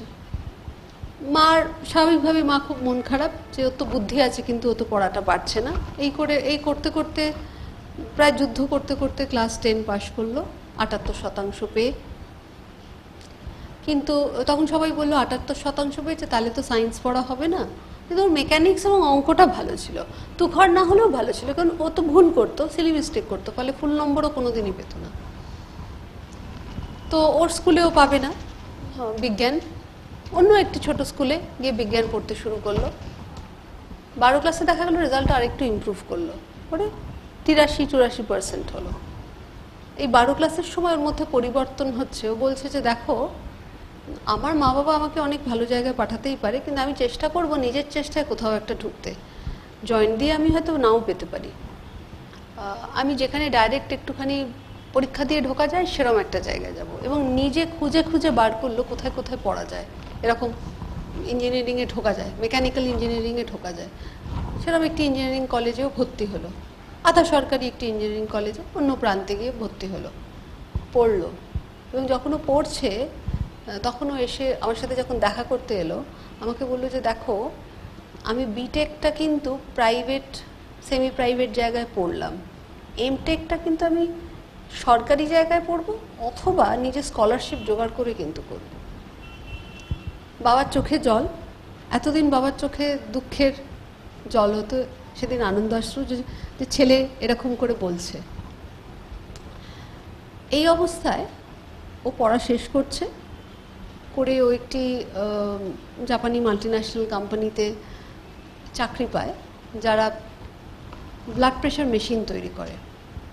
খুব ভালো, বছরখানেক চাকরি করার পর ও এত ভালো ওখানে কাজ করছিল, তারা ওকে বলে যে তুমি হায়ার স্টাডিজের কথা ভাবো। এবং ও পরীক্ষা দেয় ইউরোপের যে দেশটি মেকানিক্সের জন্য সবচেয়ে সুনামধন্য, জার্মানি, সেইখানে ও পরীক্ষা দিয়ে একটি ইউনিভার্সিটিতে পোস্ট গ্র্যাজুয়েশনের চান্স পায়, এবং কিছু স্কলারশিপ ওখান থেকে, কিছু বাকিটা ওর কোম্পানি স্পন্সর করছে। তারপর সেখান থেকে ও পিএইচডিতেও চান্স পায়, এবং এখনও নিজের পিএইচডি করছে। অতএব সবসময় যে অর্থের জন্যই যে সাকসেসটা হয় তা কিন্তু নয়। প্রত্যেকটা মানুষের কিন্তু নিজের কিছু করার ক্ষমতা নিয়ে সে জন্মায়, কারণ প্রকৃতি কিন্তু আমাদের প্রত্যেককে বেঁচে থাকার রসদ দেয়। আমরা সেই রসদটাকে যদি ট্যাপ করতে পারি, সেই রসদটাকে যদি ব্যবহার করতে পারি, তাহলে কিন্তু প্রত্যেকেই সে নিজের মতো করে সাকসেসফুল হবে। তার কারণ হচ্ছে, দেখুন, আমরা প্রত্যেকের কোষ আমাদের আলাদা, প্রত্যেকের জিনগুলো আলাদা, আমরা সবাই একরকম তো করতে পারি না। ফলে সমস্যাটা হচ্ছে আমরা যখন সবাইকে একই ধাঁচে ফেলার চেষ্টা করছি। পারলে যেটা পারে সেটাতে দিয়ে এগিয়ে নিয়ে যাব, প্রত্যেকেই নিজের মতো করে এগোবো, প্রত্যেকেই নিজের মতো করে সাকসেসফুল হবে, সেইটা মনে রাখা। কিন্তু আমরা এখন ভীষণ অনেকটা কারখানার মতো করে সবাইকে এক জায়গায় বেঁধে ফেলছি বারবার। আমি জানি আমাদের সিস্টেমটাই তাই, ঠিকই, কিন্তু আমরা শিক্ষক শিক্ষিকারা যদি একটু চেষ্টা করে তাদের সাথে একটা যোগাযোগও রাখতে পারি, যে ঠিক আছে, তোর এটা করতে ভালো লাগছে না, আমি বুঝতে পারছি, তোর কী করতে ভালো লাগছে সেটা তুই ভালো করে কর। কিন্তু প্রায়শই যেটা হয় যে কারিকুলাম, সিস্টেম, পরীক্ষার নিয়ম, আমরা বলি যে এইগুলোর জন্য আর হয়ে উঠছে না, কিন্তু যোগাযোগটা বোধহয় রাখাই যায়, এবং বিশ্বাসটা খুব জরুরি জিনিস। এই ছেলেটির ক্ষেত্রে আমি বলি, ও যখন ৭৮% পাচ্ছে, প্রায় সবাই বলছেন যে ওকে বিজ্ঞান পড়িয়ে লাভ নেই, ও হিউম্যানিটিস বা ল ট এসব কিছু করুক। ওর যারা থেরাপি করেছেন তারা তো অবশ্যই বিশ্বাস করতেন যে ও অঙ্ক এবং মেকানিক্স খুব ভালো, ওকে সেটাই পড়তে দেওয়া উচিত। কিন্তু ওর মা শুরু থেকে বিশ্বাস করেছেন যে না, ওর যেটা ভালো আমি সেটাই ওকে পড়াবো, এবং সেই বিশ্বাসটার জন্যেই কিন্তু আজকে ওইখানে বসে আছে, এবং বা ও অনেক বেশি উন্নতি করতে পারলো। অতএব যখন আমরা একটি ছাত্র বা ছাত্রীকে দেখছি যে সে পড়াশুনো পারছে না, অন্তত আমরা যদি এই খোঁজটা করি সে কী ভালো করে পারে, এবং সেইটা নিয়ে যদি কথা বলতে শুরু করি বা আলোচনা করতে শুরু করি বা তার সঙ্গে কানেক্ট করি, তাহলে কিন্তু সে নিজেই সেই স্কিলটাকে নিয়ে অনেক বেশি ভাবিত হয় এবং সেটা নিয়ে চর্চা করে, এবং চর্চা করলেই সেটা অনেক বেশি উন্নত হয়। এবার আমরা আনন্দের কথা শুনি, আমি কিছুটা বলছি, তারপরে বাকিটা আনন্দ নিজে আপনাদের বলবে যে ও কিভাবে ওর জীবনের জায়গাটাকে ও তৈরি করলো। আনন্দের এখন বছর 25 বয়স, বিহারের ছেলে, 10 পাস করেছিল সিবিএসসি বোর্ড থেকে এমন একটা সময় যখন কিনা স্কুলের ইন্টারনাল পরীক্ষা হতো। একটা সময় সিবিএসসিতে হয় যে 10-এর পরীক্ষাটা অপশনাল, সেরকম একটা ফেজেও পরীক্ষা দেয় এবং ও পাশ করে, এবং সেটাতে বোধহয় 82% বা এরকম কি, মানে 82% নম্বর পেয়েও পাশ করেছে। এবার সবাই খুশি, ঠিক আছে তুই পড়, কিন্তু 12 ক্লাসে যেটা হয়, ও ফেল করলো। ও তখন বাবাকে বললো যে দেখো আমি সিবিএসসি পারবো না, আমি বিহার বোর্ডে চেষ্টা করি। ভাগলপুরে বাড়ি, ও বিহার বোর্ডে চলে গেল, সেখানে পরীক্ষা দিল, সেখানেও ও পারলো না, পারছে না, দুবার ফেলিয়ার। তৃতীয়বার ও একটু কনফিউজড, মা বাবার, ও 3 ভাই বোন, ও বড় ছেলে। বাবা বললেন আর তোমাকে করতে হবে না, তুমি দেখো তুমি নিজে কি করবে ভাবো, আমি আর পড়াতে, এইভাবে পড়াশুনো করে লাভ নেই বলে বিরক্ত হয়েছেন। এবং এই যে ও বাড়ি বসে যাচ্ছে, পারছে না, তখন যেটা হচ্ছে একটা মানসিক অবসাদ তৈরি হচ্ছে, এক কথা বারবার বলছে, একটু মানসিক রোগীর মতো, প্রায় মানসিক রোগ এক ধরনের তৈরি হয়েছে এরকম দেখতে লাগছে। সেই অবস্থায় ওকে কলকাতায় বাড়ির লোকেরা নিয়ে আসে, নিয়ে এসে ডাক্তার দেখান, এবং দেখি সবাই বলেন ওর ওসিডি হয়েছে, কারণ একটা ফেলিয়ারের হিস্ট্রি আছে, অ্যাংজাইটি হচ্ছে, পারছে না। এবং এই ওসিডি ট্রিটমেন্ট ওর বছর 1.5 ধরে কলকাতায় নানান ডাক্তার দেখানো হয়, কারণ ও যে সমস্যাগুলো রিপোর্ট করছে বাড়ির লোক, সেটা ওসিডির মতোই, ওসিডি সেটা, কিন্তু কিছুতেই সেটা ওষুধ খেয়েও কমছে না। এরকম করতে করতে ও পিজিতে এসে পৌঁছয়। সেখানে যিনি মনস্তত্ত্ববিদ ছিলেন, তিনি মনোবিদ ছিলেন, তিনি ওর সাথে কথা বলেন। কথা বলতে গিয়ে, হিস্ট্রি নিতে গিয়ে দেখা যায় যে ও বলছে যে আসলে সেবারে তো স্কুলে কোয়েশ্চেন পেপারটা পড়ে দিয়েছিল, যতবার আমি বলেছি ততবার, তাই আমি আনসারটা ভালো করেই লিখে দিয়ে এসেছি, আর মা পড়ে শোনাতো, 12 ক্লাসে আর মা পড়ে শোনালো না। তখন কথা উঠলো যে মানে মা পড়ে শোনাতো মানে? বলে আমার না রিডিং পড়ে মুখস্থ করতে ভীষণ অসুবিধা হয়, সেই জন্য মা আমাকে পুরো টেক্সটটা পড়ে পড়ে শোনাতো, আমি মুখস্থ করে নিতাম। কিন্তু আমি যখন 11-এ উঠলাম তখন আমার ভাই উঠলো ক্লাস 8-এ, মা বললো আর আমি পারবো না, কারণ ভাইকে হেল্প করতে হবে। তখন মা আমাকে ছেড়ে দিল, আমি তখন নিজে নিজে পড়তে শুরু করলাম। আমার তো নিজে পড়ে মুখস্থ হয় না, বলে আমার ভীষণ অসুবিধা হচ্ছে, পড়তে গিয়ে একটু সময়ও লাগে। তখন উনি বললেন যে কি পড়তে পারো না? বললো না আমি ইংরেজিও খুব ভালো পড়তে পারি না, হিন্দিও খুব ভালো পড়তে পারি না। মানে তাহলে পড়া তৈরি করছো কী করে? বলে যে মা বলে দিত। আচ্ছা, তারপর বললো যে তারপরে আমি এরকম ভাগলপুর থেকে গেলাম বিহার বোর্ডে, তারপরে বিহার বোর্ডে হলো না, তারপরে মা বাবা বললো আর পড়াশোনা করতে হবে না। তখন ডিসাইড করা হয় যে ওকে ওর একটা মূল্যায়ন করা হবে। ওর মূল্যায়ন করা হলো, মূল্যায়ন করে দেখা গেল যে ওর বুদ্ধি স্বাভাবিক, কিছু ওসিডি সিমটম ওর তৈরি হয়েছে, কিন্তু একদম রিডিং পড়তে পারে না। মানে ও একটা 12 পরীক্ষা দেওয়া ছেলে, ওকে যখন হিন্দি চেক করা হচ্ছে তখন দেখা যাচ্ছে ক্লাস 3-এর হিন্দিও খুব ভালো পড়তে পারছে না, ইংরেজি যখন চেক করা হচ্ছে তখন দেখা যাচ্ছে 4-5-এর ইংরেজিও প্রচুর ভুল পড়ছে। তখন ওকে বলা হয় তুমি তো আপনি রিডিং পড়তে পারো না কবে থেকে? বলে আমি ছোটোবেলা থেকে তো পড়তে পারি না, মা পড়ে দেয় বলে তো ম্যানেজ হতো। আচ্ছা, তুমি কি রিডিং পড়তে শিখতে চাও? হ্যাঁ, আমি তো রিডিং পড়তো, আমাকে এটা যদি কেউ ঠিক করে দেয় তাহলে আমার কিন্তু আর কোনো ঝামেলা নেই। খুব ভালো কথা। ওকে পাঠানো হয় স্পেশাল এডুকেটরের কাছে, যিনি ওর রিডিং ট্রেনিং করতে শুরু করেন। কিন্তু মজার গল্পটা হচ্ছে যে বাবা মা তো আর বিশ্বাস করছে না, কারণ তারা 1.5 বছর ধরে ট্রিটমেন্ট করিয়ে কিছু হয়নি। তারা বলেন যে না আমরা আর তোমার এই গল্পের মধ্যে আমরা আর যাবো না। কিন্তু ঘটনাচক্রে যেটা হয়, ওর এক মামাতো দাদা আছে, তিনি কলকাতায় থাকেন, তিনি ওকে কলকাতায় পিজিতে দেখাতে নিয়ে গেছিলেন। তিনি বলেন ঠিক আছে তুই আমার কাছে মাসখানেক থাক না। তবে ছেলেটির মামাতো দাদা মা বাবাকে ডেকে নিয়ে আসে, কলকাতায় নিয়ে আসে। মা বাবাকে বোঝানো হয় যে দেখুন ওর এটা এরকম একটা প্রবলেম, এটা কারেকশন করা যায়। বাবা একটু বিরক্ত, তার কারণ হচ্ছে বাবা আসলে আরও 2টো ছেলে মেয়ে, তাদের হায়ার এডুকেশন, সেটা নিয়ে ব্যস্ত, সেটা তার এখন ফোকাস, ও পারবে কি পারবে না উনি ডাউটফুল। মা বললেন যে হ্যাঁ ওর তো এই সমস্যাটা ছিল, কিন্তু আমরা তো জানতাম না এটা কী করে কারেকশন করা যায়। বলে আমি পড়ে দিতাম, পড়ে পড়ে ও ম্যানেজ করতো, কিন্তু তারপরে আমিও আর ম্যানেজ করতে পারছিলাম না, তাই ওকে ছেড়ে দিলাম। আচ্ছা, তখন এই মামাতো দাদা ওকে বলে যে ঠিক আছে তুমি আমার কাছে মাসখানেক থাকো, এবং উনি আমাদের জিজ্ঞেস করেন কতদিন সময় লাগবে। তখন আমরা বলি যে দেখুন এত বড় ছেলে, ফুল কারেকশানের কথা দেখা যাক, যদি হয় খুব ভালো, আর কিছুটা তো উন্নতি নিশ্চয়ই হবে, 6 মাস থেকে 1 বছর সময় লাগবে।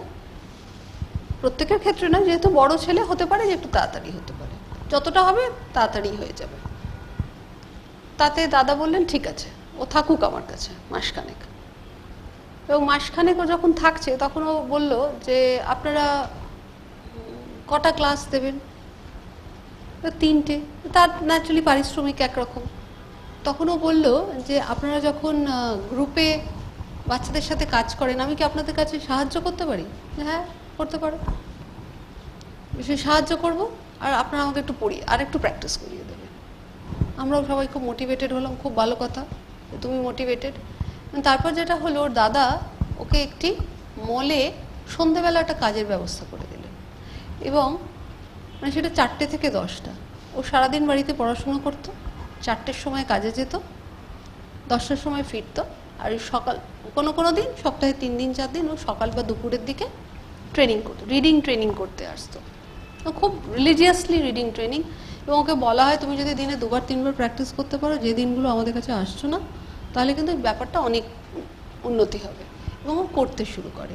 মানে একটি ছেলে, তখন ওর 20 বছর বয়স, একা কলকাতা শহরে 2বার ফেল করার পর একটি পিজিতে থেকে একটা জায়গায় কাজ করে নিজের ট্রেনিংয়ের খরচ, নিজের থাকা খাওয়ার খরচ ম্যানেজ করে ও করলো, রিডিং কারেকশন করলো, পুরোটা পরীক্ষা দিল, 69% পেয়ে পাশ করলো সিবিএসসি করে। আমরা বললাম তুমি পড়াশুনো করো, বললো যে না জানো তো বাবা আর উপরে খুব চাপ হয়ে যাবে, আমি তো বড় ছেলে, আমি 12 ক্লাস পাশ করেছি, আমি ওটা চাকরি করি। ও চাকরি করতে গেল, কিন্তু এত ভালো এত মোটিভেটেড ছেলে, ও একটি হোটেলে চাকরি করতে চায়, যে তারাও ওকে উৎসাহ দেয় যে না তুমি পড়াশুনো করো। এবং বাদবাকি গল্পটা আনন্দ নিজেই বলবে, ও হিন্দিভাষী বলে আমি বেশিটা গল্প ওর জীবনের বেশি গল্পটা বলে দিলাম। এবং এই যে ও চাকরি করতে গেল এবং সেখানে ওর সাংঘাতিক একটা তারা খুশি হলো ওকে পেয়ে, এবং ওর মোটিভেশন দেখে, ওর এই উদ্যোগ দেখে ওরা কিন্তু ভীষণ মানে ওকে উৎসাহ দিল, এবং যখন লকডাউন হলো ওকে বললো তুমি বাড়ি চলে যাও, গিয়ে পড়া, নিজের গ্র্যাজুয়েশনটা শেষ করে আবার ফেরত এসো। এবং সত্যি ও গ্র্যাজুয়েশন শেষ করে আবার ফেরত এলো, ফেরত গেছে নিজের জায়গায় কাজে, এবং এখনও স্বপ্ন কি দেখে সেটা ও নিজেই বলবে নিজের ভাষায়। জিগার, জিগারের বয়স এখন 36, ওর উইলিয়ামস সিনড্রোম আছে। উইলিয়ামস সিনড্রোমরা যেরকম হয়, খুব সোশ্যাল, খুব মজার মজার একটা কথা বলে, দেখতে একটু বুড়োটে। আমি যখন ওকে প্রথম পাই তখন ওর 8-9 বছর বয়স হবে। খুব জ্যাঠা জ্যাঠা কথা। টিচার ক্লাসে ঢুকলেই তাকে জিজ্ঞেস করা যে তুমি কি আজকে খেয়েছো, ভালো করে খাওয়া দাওয়া করে এসেছো তো, তুমি বাড়ি যাচ্ছ, তোমার সব জিনিসপত্র তুলেছো তো, বলে বেশ একটা জেঠু জেঠু ব্যাপার ওর ছিল। এটা সাধারণত উইলিয়ামস সিনড্রোমে খুব কমনলি দেখা যায়। আর ওদের মাসলগুলো একটু দড়ি পাকানো হয় বলে দেখতে একটু বয়স অনুপাতে একটু স্লাইটলি বুড়োটে, একটু কেঠো চেহারা, মানে অনেকটা ধরুন মাঠে ঘাটে খুব পরিশ্রম করা মানুষদের যেরকম চেহারা খুব মাস্কিউলিন হয়, মানে মাসল বেশি হয়, মেদ প্রায় কিছু থাকে না, ওই ধরনের একটু ওদের চেহারাটা হয়। তো বেশ একটা কার্টুন ব্যাপার থাকে আর কি। আর ওই মজা করে ভীষণ মজা করতে পারে ওরা, তো সারাক্ষণই এইসব করতো। আর আমি ওকে মজা করে বলতাম যে হ্যাঁ রে, তো তুই কী করবি এরপরে। তো ওর সাথে আমার এই 8-9 বছর বয়স থেকে 12-13 বছর বয়স অবধি টানাও আমার সাথে প্রথমে ছিল। তারপরে ওইটি স্পেশাল স্কুলেই পড়তো, পড়াশুনো প্রাইমারি ক্লাস 1-2 লেভেলে, কিন্তু এমনিতে বেশ যদি সুযোগ থাকতো ও সে যুগে তখন তো এত মেন স্ট্রিম স্কুলে ইনক্লুসিভ এডুকেশন ছিল না, ফলে ওই প্রি প্রাইমারিটার পরে ওই স্কুলে 8-9 বছর বয়সেই ও স্পেশাল স্কুলে ঢুকছে। এখন আরও বেশি দিন মেন স্ট্রিম স্কুলে ওর মতো বাচ্চারা থাকতে পারে। ইনফ্যাক্ট মাধ্যমিকও অনেকে পাশ করেছে। ওর সময় তখন এই অপশনগুলো ছিল না, তখন এত ডিসেবিলিটির অ্যাওয়ারনেস ছিল না, ফলে ওই স্পেশাল স্কুলেই পড়তো। খুব পয়সার হিসেব শেখার ইচ্ছে, গুজরাতি পরিবার, ফলে আমরা খুব মজা করে বলতাম, এবং ব্যবসায়ী পরিবার, ওকে মজা করে বলতাম যে হ্যাঁ রে তুই তো ব্যবসা পয়সা গুনতে শিখছিস না, শিখছিস, ও কিতনা কামায়েগা, বলে বহুত কামায়েগা, এরকম করে ও চালাতো। করতে করতে যেটা হয় যে ওর বাড়ির লোকেরা বলেন যে দেখুন ও তো মানে ওর এরকম, ও তখন ওই স্পেশাল স্কুলে কিছু ভোকেশনাল ট্রেনিং হচ্ছে, কিন্তু খুব যে একটা পয়সার হিসেব টিকেশ করতে পারে তা নয়, কিন্তু গুনতে পারে, সহজ যোগ বিয়োগ করতে পারে, ইংরেজি একটু পড়তে পারে, ইংরেজি একটু লিখতে পারে, মানে 1-1 লেভেলের ইংরেজি পড়তে লিখতে পারে, বা সরকারি স্কুল ধরলে আমি বলবো যে ক্লাস 2 লেভেলের ইংরেজি পড়তে লিখতে পারে। অঙ্কটা ওই 2 এর প্রথম দিককার মতো, মানে যোগ বিয়োগটা করতে পারে। তখন ও এবং যখন ও 13-14 বছর বয়স তখন ও ক্যালকুলেটরও ব্যবহার করতে পারে, মানে ক্যালকুলেটর ব্যবহার করে করে ও একটা কোনো কিছু 4টে জিনিস কেনা হয়েছে, ওকে বিলটা দেওয়া হলো, দিয়ে বলা হলো এই 4টে জিনিসের নাম লিখতো। ও জিনিসের নামগুলো হয়তো লিখতে বানান টানান নিয়ে একটা অসুবিধা হচ্ছে, বলে দিলে লিখে ফেলছে, পাশে দামগুলো বললে লিখে ফেলছে, তারপরে ক্যালকুলেটর দিয়ে যোগ করে ও ক্যাশ মেমো তৈরি করতে শিখে গেছে। ইতিমধ্যে যেটা হয় যে ওর বাড়ির লোকেদের তখন আগে থেকেই বলা হয় যে দেখুন ও তো বড় হচ্ছে, ও এখানে কি করবে আর কি, মানে এই আমাদের তো কাজকর্ম যেগুলো শেখানো হয়, মোমবাতি বানানো শেখানো হয়, বা গামছা বানানো হয়, এই ধরনের কাজ, বা ক্যান্টিনে কাজ করা হয়, সেটাও করুক, কিন্তু আপনারা এখন থেকেই ভাবুন। এই যে ভাবনা, এবং প্রায় 12-13 থেকে ওর মা বাবাকে বলা হচ্ছে যে ওকে ওর কাজের প্ল্যানিংটা আপনারা করতে শুরু করুন, এটা ভীষণ জরুরি। আমরা যদি খুব দেরি করি না তাহলে যেটা হয়, এই কারণ দেখুন ট্র্যাডিশনালি, মানে যেখান থেকে শুরু করেছিলাম, যে ট্র্যাডিশনালি আমরা মা বাবারা কি জানি যে ছেলে মেয়ে হয়েছে, তারা পড়াশুনো করবে, পড়াশুনো করে দাঁড়াবে। এবার যে মুহূর্তে তার একটা প্রতিবন্ধকতা থাকছে, এবং সেই প্রতিবন্ধকতাতে পড়াশুনো করতে পারবে না, বা পড়াশুনোয় কাঁচা থাকবে, পড়াশুনো করতে অসুবিধে হবে, তার ক্ষেত্রে তাহলে আমাকে অন্য একটা পথ বাছতে হবে। সেই পথটা কি হবে, যে অন্তত প্রাইমারির এডুকেশনের প্রথম কয়েকটা বছরের যে পড়াশুনো, যদি আমি তাকে সাক্ষরতার সেই যে ক্ষমতা সেইটুকু যদি অ্যাচিভ করাতে পারি, এবং সেটা হয়তো শেখাতে শেখাতে দেখা গেল 10-12 বছর বয়স হলো, এবং তারপর থেকেই কিন্তু বা তার আরেকটু আগে থেকেই বলা যায় যে তাকে বাড়িতে কাজ করতে শেখানোটা ভীষণ জরুরি। এই যে আমি সবকটি ছেলেমেয়ের কথা বললাম, এদের মধ্যে আমি যেমন পিএইচডির গল্পও করলাম, সেরকম ঠোঙা বানানো বা পেপার ব্যাগ বানানোর গল্পটাও বললাম, ওর ক্ষেত্রেও গল্পটা আর একটা গল্প বলবো। কিন্তু বিষয়টা হচ্ছে বাড়িতে যদি কাজ করার একটা অভ্যেস তৈরি করা হয়, তাহলে যেটা হয় সেটা হচ্ছে কাজের একটা কতগুলো দায়িত্বের গল্প থাকে। আমাকে সময় মতো করতে হবে, কাজটাকে শেষ করতে হবে, কাজটা জায়গা মতো করতে হবে, একটা নির্দিষ্ট নিয়মে করতে হবে। এই যে 4-5টা জিনিস, সময় মতো করা, জায়গা মতো করা, নির্দিষ্ট স্পিডে করা, সময় মতো শেষ করা, জমা দেওয়া কাজ, কিছুই না। আপনি হয়তো বলেছেন এই খোসাগুলো ছাড়িয়ে দে, এবার শশার খোসাগুলো যখন ও ছাড়িয়ে ফেলে রেখে দিয়ে চলে গেলে তো হবে না। ধরুন বটি হোক, ছুরি হোক, পিলার হোক, যাই দিয়ে ও ছাড়িয়েছে, তাহলে ওই খোসাগুলো তুলে আবার ওকে একটা ঝুড়ি বা ডাস্টবিন যেখানে ফেলা হয় সেখানে ফেলতে হবে, শশাগুলোকে ধুতে হবে বা আগে ধুয়ে করতে হবে, একটা প্লেটে করে সুন্দর করে আপনাকে দিতে হবে যে দেখো আমি খোসাগুলো ছাড়িয়ে ফেলেছি, এবার দাও। এই যে এতগুলো ধাপ, এই ধাপগুলো কিন্তু অনেক সময় আমাকে অনেকে বলেন যে এই শশা ছাড়িয়ে কী হবে, গাছে জল দিয়ে কি হবে। বিষয়টা গাছে জল দেওয়া নয়, বিষয়টা শশা ছাড়ানো খালি নয়, বিষয়টা খালি বিছানা তোলা নয়, বিষয়টা হচ্ছে দায়িত্ববোধ, যে আমাকে প্রত্যেক দিন এই কাজটা করতে হবে। এবং সেটা যখন 18, 19, 20-তে যখন আর স্কুল রাখছে না বা স্পেশাল স্কুল রাখছে না, তখন শুরু করা হয়, তখন প্রায়শই কিন্তু এই ছেলেমেয়েগুলো কিচ্ছু করতে চায় না। তার কারণ হচ্ছে তার তো অভ্যেস হয়ে গেছে না করার, সে তো আরাম বুঝে গেছে। তাকে আমি যদি আরামের রাখার অভ্যেস করি, তাহলে সে আরামটাই বুঝবে, সে তাহলে আর করতে চাইবে না। সেক্ষেত্রে আমরা কি করব, খুব ছোটবেলা থেকে যেরকম ভালো স্টুডেন্ট যারা ভালো রেজাল্ট করে তাদের নামটা এগিয়ে এগিয়ে শেখানো হয়, উঁচু ক্লাসের অঙ্ক শেখানো হয়, এটা তো একটা আমাদের প্রচণ্ড মানে চল আছে।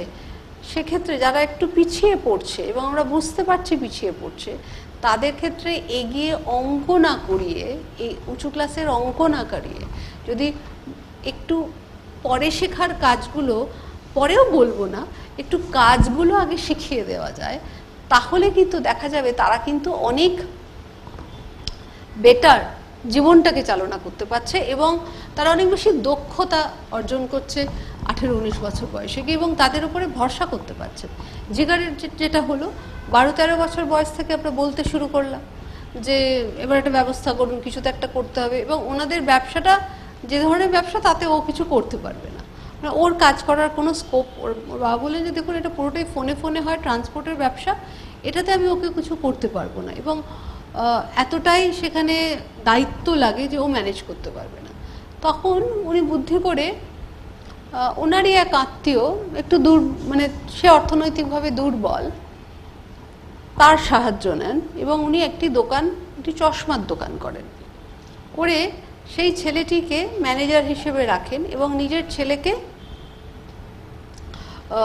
ওখানে বসাতে কাজ, মানে ওই যখন ও 17-16 ঊর্ধ্ব হওয়াতেই উনি বললেন যে তাহলে আর এই যাতায়াত করার এই পয়সা কোনো নেই, বরঞ্চ আমি এটা বাড়িতে শেখাবো, একেবারে দোকানেই শিখুক, করে শুরু করেন। উনি ওকে দোকানে বসাতে শুরু করলেন 16 বছর বয়স থেকে। নিজে প্রথমে মাঝে মাঝে থাকতেন আর ওই আত্মীয়র সঙ্গে থাকতো।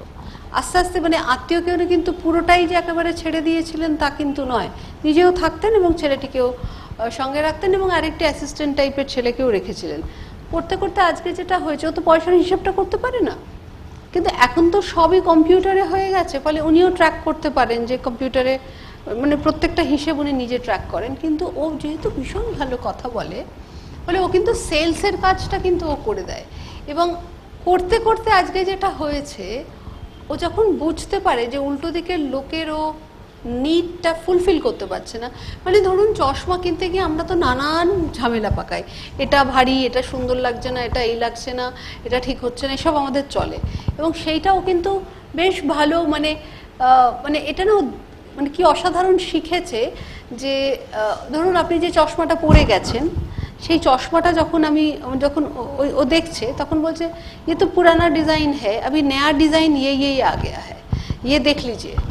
এইটাও শিখেছে যে পুরনো ডিজাইনে পরে এলে নতুন ডিজাইন দেখাতে হবে এবং ওটাও বুঝতে শিখেছে কোনটা দামি চশমা, এবং কেউ যদি খুব দামি ফ্রেমের চশমা পরে আসে তখন এটা জিজ্ঞেস করতে, কেউ শেখায়নি, অবজার্ভ করে করে শিখেছে। ও জিজ্ঞেস করে যে আপনাকে কি এই রকম ফ্রেমই দেখাবো না এর থেকে আরেকটু ভালো ফ্রেম দেখাবো। তো আমি আবার একদিন মজা করে ওর দোকানে গিয়ে বললাম যে তুই আরেকটু কমা ফ্রেম বলতে পারিস না মাঝে মাঝে? বলে क्यों बोलेगा? আমি বলছি क्यों नहीं बोलेगा? बोलो যে हमको तो लॉस हो जाएगा ना, हम दाम ज़्यादा महंगा बिक्री करेगा तो मेरा प्रॉफिट होगा। হিসেব কিন্তু করতে পারে না, যোগ বিয়োগ করতে পারে, তার বেশি কিন্তু হিসেব করতে পারে না, কিন্তু দামিটা বিক্রি করলে যে ওর বেশি প্রফিট হবে, মানে এটাও একেবারে ওই দোকানে বসে থেকে থেকে থেকে কিন্তু শিখে গেল। হ্যাঁ, আমরা সারা জীবন ওই বই খাতায় অঙ্ক করালে কিন্তু এটা হতো না, ওই যে একেবারে হাতে কলমে কাজ শেখা সেইটাও শিখলো। এবং আজকে কিন্তু ও ওই দোকানটা পুরোপুরি চালায় না, ওই ওদের ওই আত্মীয় ছেলেটিকে সম্ভবত বাবা একটু শেয়ারও মানে লিগালি দিয়ে দিয়েছেন, এবং ও কিন্তু ওই ছেলেটির সঙ্গে, এবং ও কিন্তু ফুললি অকিউপাইড, সকালবেলা আসে, দোকান পরিষ্কার করা এ করা সেসব করে, তারপরে বসে কাজ করে, সারাদিন থাকে, সন্ধেবেলা বাড়ি যায়। ফলে ওর একটা মুহূর্ত ভাববার বা অন্য কিছু করার সময় নেই। এবং খালি তাই নয়, এবার আর একটা বড় সমস্যা হয় বিয়ে নিয়ে। কারণ দেখুন, এদের কারোর তো মানে পার্টিকুলারলি যারা মানসিক প্রতিবন্ধকতার সাথে 3-4টে জিনিস থাকতে পারে। মানসিক প্রতিবন্ধকতার সঙ্গে সেরেব্রাল পলসির সঙ্গে মানসিক প্রতিবন্ধকতা থাকতে পারে, অটিজমের সঙ্গে মানসিক প্রতিবন্ধকতা থাকতে পারে, হিয়ারিং ইম্পেয়ারমেন্টের সঙ্গে মানসিক প্রতিবন্ধকতা থাকতে পারে, দৃষ্টিহীনতার সঙ্গেও কিন্তু মানসিক প্রতিবন্ধকতা থাকতে পারে, আবার স্পিচ ডিসঅর্ডারের সঙ্গেও কিন্তু মানসিক প্রতিবন্ধকতা থাকতে পারে। অর্থাৎ মানসিক প্রতিবন্ধকতা যাদের আছে তাদের নিয়েই কিন্তু সবচেয়ে বেশি অসুবিধা হয়। তার কারণটা হচ্ছে তারা নিজেদের, যেহেতু বুদ্ধির ভিত্তিতেই তো মানুষের জীবনের একটা বড় অংশ চলে, সেই বুদ্ধির জায়গায় তার ঘাটতি আছে। কিন্তু একে যদি আমরা ছোটবেলা থেকে একেবারে ধরে কাজের মধ্যে ফেলে দিই, কাজ করতে করতে তারা খানিকটা স্টেবিলাইজ করে। দ্বিতীয়ত হচ্ছে, প্রতিবন্ধকতা আছে মানে তার বিয়ে করার ইচ্ছে, তার খিদে কম হবে তা তো নয়। অতএব তার যে জৈবিক যে চাহিদাগুলো দুটোই থাকবে, যেমন খিদে আছে তেমন সেক্সুয়াল নিডসও থাকবে। ফলে কি হচ্ছে, সেইটাকে সে যখন পূরণ আমরা করতে পারছি না, তার বিয়ে দিতে পারছি না, কারণ সে সেরকম রোজগার করে না, সে অতটা বুদ্ধিসম্পন্ন নয়। ফলে বিয়ের ইনস্টিটিউশনটাকে সামলাতে গেলে যে দায়িত্ববোধ লাগবে, যে রিজনিং লাগবে, সেটাতে সে ঝামেলা হতে পারে। যদিও গ্রামাঞ্চলে বা শহরেও অনেক সময় মানুষ দিয়ে থাকেন, কিন্তু সেখানে একটা রিস্ক থাকে, কারণ তাদের ছেলে মেয়েদের কিন্তু আবার এই প্রতিবন্ধকতাটা আর একটু বেশি করে হতে পারে, ফলে সেটা আবার একটা ঝামেলা। ফলে সেইটার জন্য বিয়েটা অ্যাভয়েড করা হয়। কিন্তু তাদের যদি আমরা ব্যস্ত করে দিই মোটামুটি তাড়াতাড়ি 12-13 বছর বয়স থেকে, সেক্ষেত্রে কিন্তু দেখা যায় যে এই যে সেক্সুয়াল আর্জটা তৈরি হচ্ছে, সেটাকে আমি সাপ্রেস করার কথা বলছি না, কিন্তু সেটার দিকে নজর দেওয়ার সময় যদি আমি না দিই, তাকে প্রচণ্ড ব্যস্ত করে দিচ্ছি। সে সকাল থেকে রাত্রি অবধি কাজ করছে, ফিরে এসে সে ক্লান্ত, সে ঘুমোচ্ছে, বা সে টিভি দেখছে, তারপরে খেয়ে দিয়ে ঘুমিয়ে পড়ছে। ফলে তার কর্মব্যস্ততা তাকে আর কেন আমার বিয়ে হলো না, এই যে ফিলিং, বা আমার কেন কোনো পার্টনার নেই, সেখান থেকে কোথাও কিন্তু সে খানিকটা হলেও সে ভালো থাকছে। কারণ আমরা জানি অটিস্টিক ছেলে মেয়েদের মধ্যে এবং ইন্টেলেকচুয়াল ডিসেবিলিটির মধ্যে একটা বড় সমস্যা হয় তাদের অ্যাগ্রেশন, এই অ্যাডোলেসেন্স বা টিনেজ থেকে।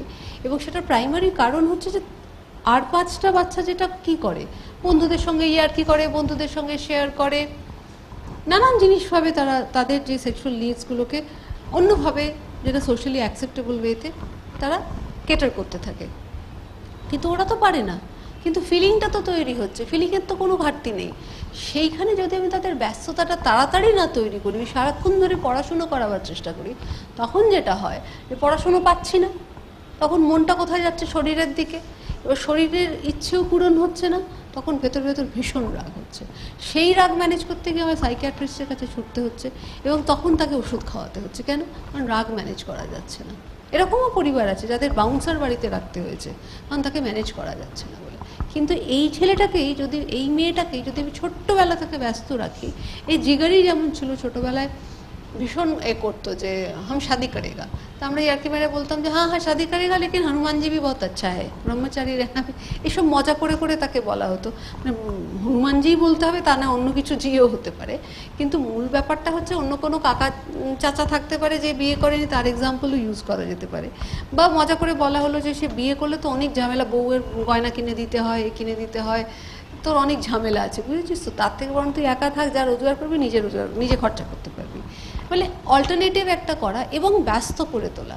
ওর বাবা যেমন বলেন যে আমার ওকে নিয়ে আর চিন্তা নেই, তার কারণ হচ্ছে ও সেটেল করে গেছে, ওর মতো করে একটা কাজ করে, ঠিকই আমার ওই দোকানটার থেকে বিশাল প্রফিট আমার হয় না, কিন্তু মোটামুটি একটা প্রফিট মেকিংয়ে সেই ওর যে ম্যানেজার ছেলেটি আছে সেই তাকে ভাগ শেয়ার করা হয়। কিন্তু মোটা কথা হলো ওর কিন্তু জীবনটার একটা প্যাটার্ন তৈরি হয়েছে, যে প্যাটার্নটার মধ্যে একটা সাকসেসের জায়গা আছে। অতএব যখন আমরা এই ছেলে মেয়েদের ভবিষ্যতের কথা ভাবছি, সেই ভাবনাটা 18-19-এর পর ভাবলে কিন্তু একটু দেরি হয়ে যাচ্ছে। আমাদের ভাবনাটা কিন্তু আরও আগে থেকেই করতে হবে, এবং শিক্ষক শিক্ষিকা এবং মা বাবাদের দায়িত্ব যে সেটা নিয়ে ভাবতে শুরু করা। সব সময় যে কলকাতায় ছুটে এসে কিছু একটা করতে হবে তাও নয়, আপনাদের ওখানে প্রচুর কাজকর্ম হয়। দেখুন সারা ভারতবর্ষে আমাদের কুটির শিল্প ভর্তি, কুটির শিল্পে কোনো একটা কাজের মধ্যে যদি ঢুকিয়ে দেওয়া যায়, অন্তত বছর দুয়েক টাইম যদি দেওয়া হয় ধরে শেখানোর, এমনও হতে পারে যে যে শিল্পটা শেখাচ্ছি, যে শিল্পের আংশিক কাজটা শেখাচ্ছি, সেই আংশিক কাজটা মা রোজ বাড়িতে নিয়ে এলেন, মা করলেন, সঙ্গে বসে ও করলো, বা অন্য কেউ করলেন। আমি জানি যে প্রচুর মা আছেন যারা হয়তো অন্য কাজ করছেন, সেই কাজের সঙ্গে তাকে হয়তো যুক্ত করা যাচ্ছে না, কারণ খুব পাবলিকলি তাকে যদি অন্য কাজে দেওয়া হয়, দেওয়া হয়ও পরেও, কিন্তু আবার তার সঙ্গে একটা অ্যাবিউসের ভয়ও থাকে। মানে বহু সময় আমরা পেয়েছি যে ধরুন মা লোকের বাড়ি কাজ করে, এবার ওকেও লোকের বাড়ি কাজ করতে নিয়ে যাওয়া হলো, ও হয়তো একা করতে যাচ্ছে, সেক্ষেত্রে ওর সঙ্গে খারাপ আচরণ হতে পারে, ফলে সেই ভয়টা থাকে। যদিও ইনক্লুশন বা মেন স্ট্রিমিংয়ে সবসময় বলা হয়েছে না, আগলে রাখলে হবে না, ওকে প্রতিবাদ করতে শেখাতে হবে, ওকে শেখাতে হবে নিজেকে প্রোটেক্ট করতে। একদম সত্যি কথা যে ওকে প্রোটেক্ট করতে শেখাতে হবে, ওকে নিজের ওর সাথে কোনো গন্ডগোল হলে সেটাকে রিপোর্ট করতে শেখাতে হবে, সবই ঠিক।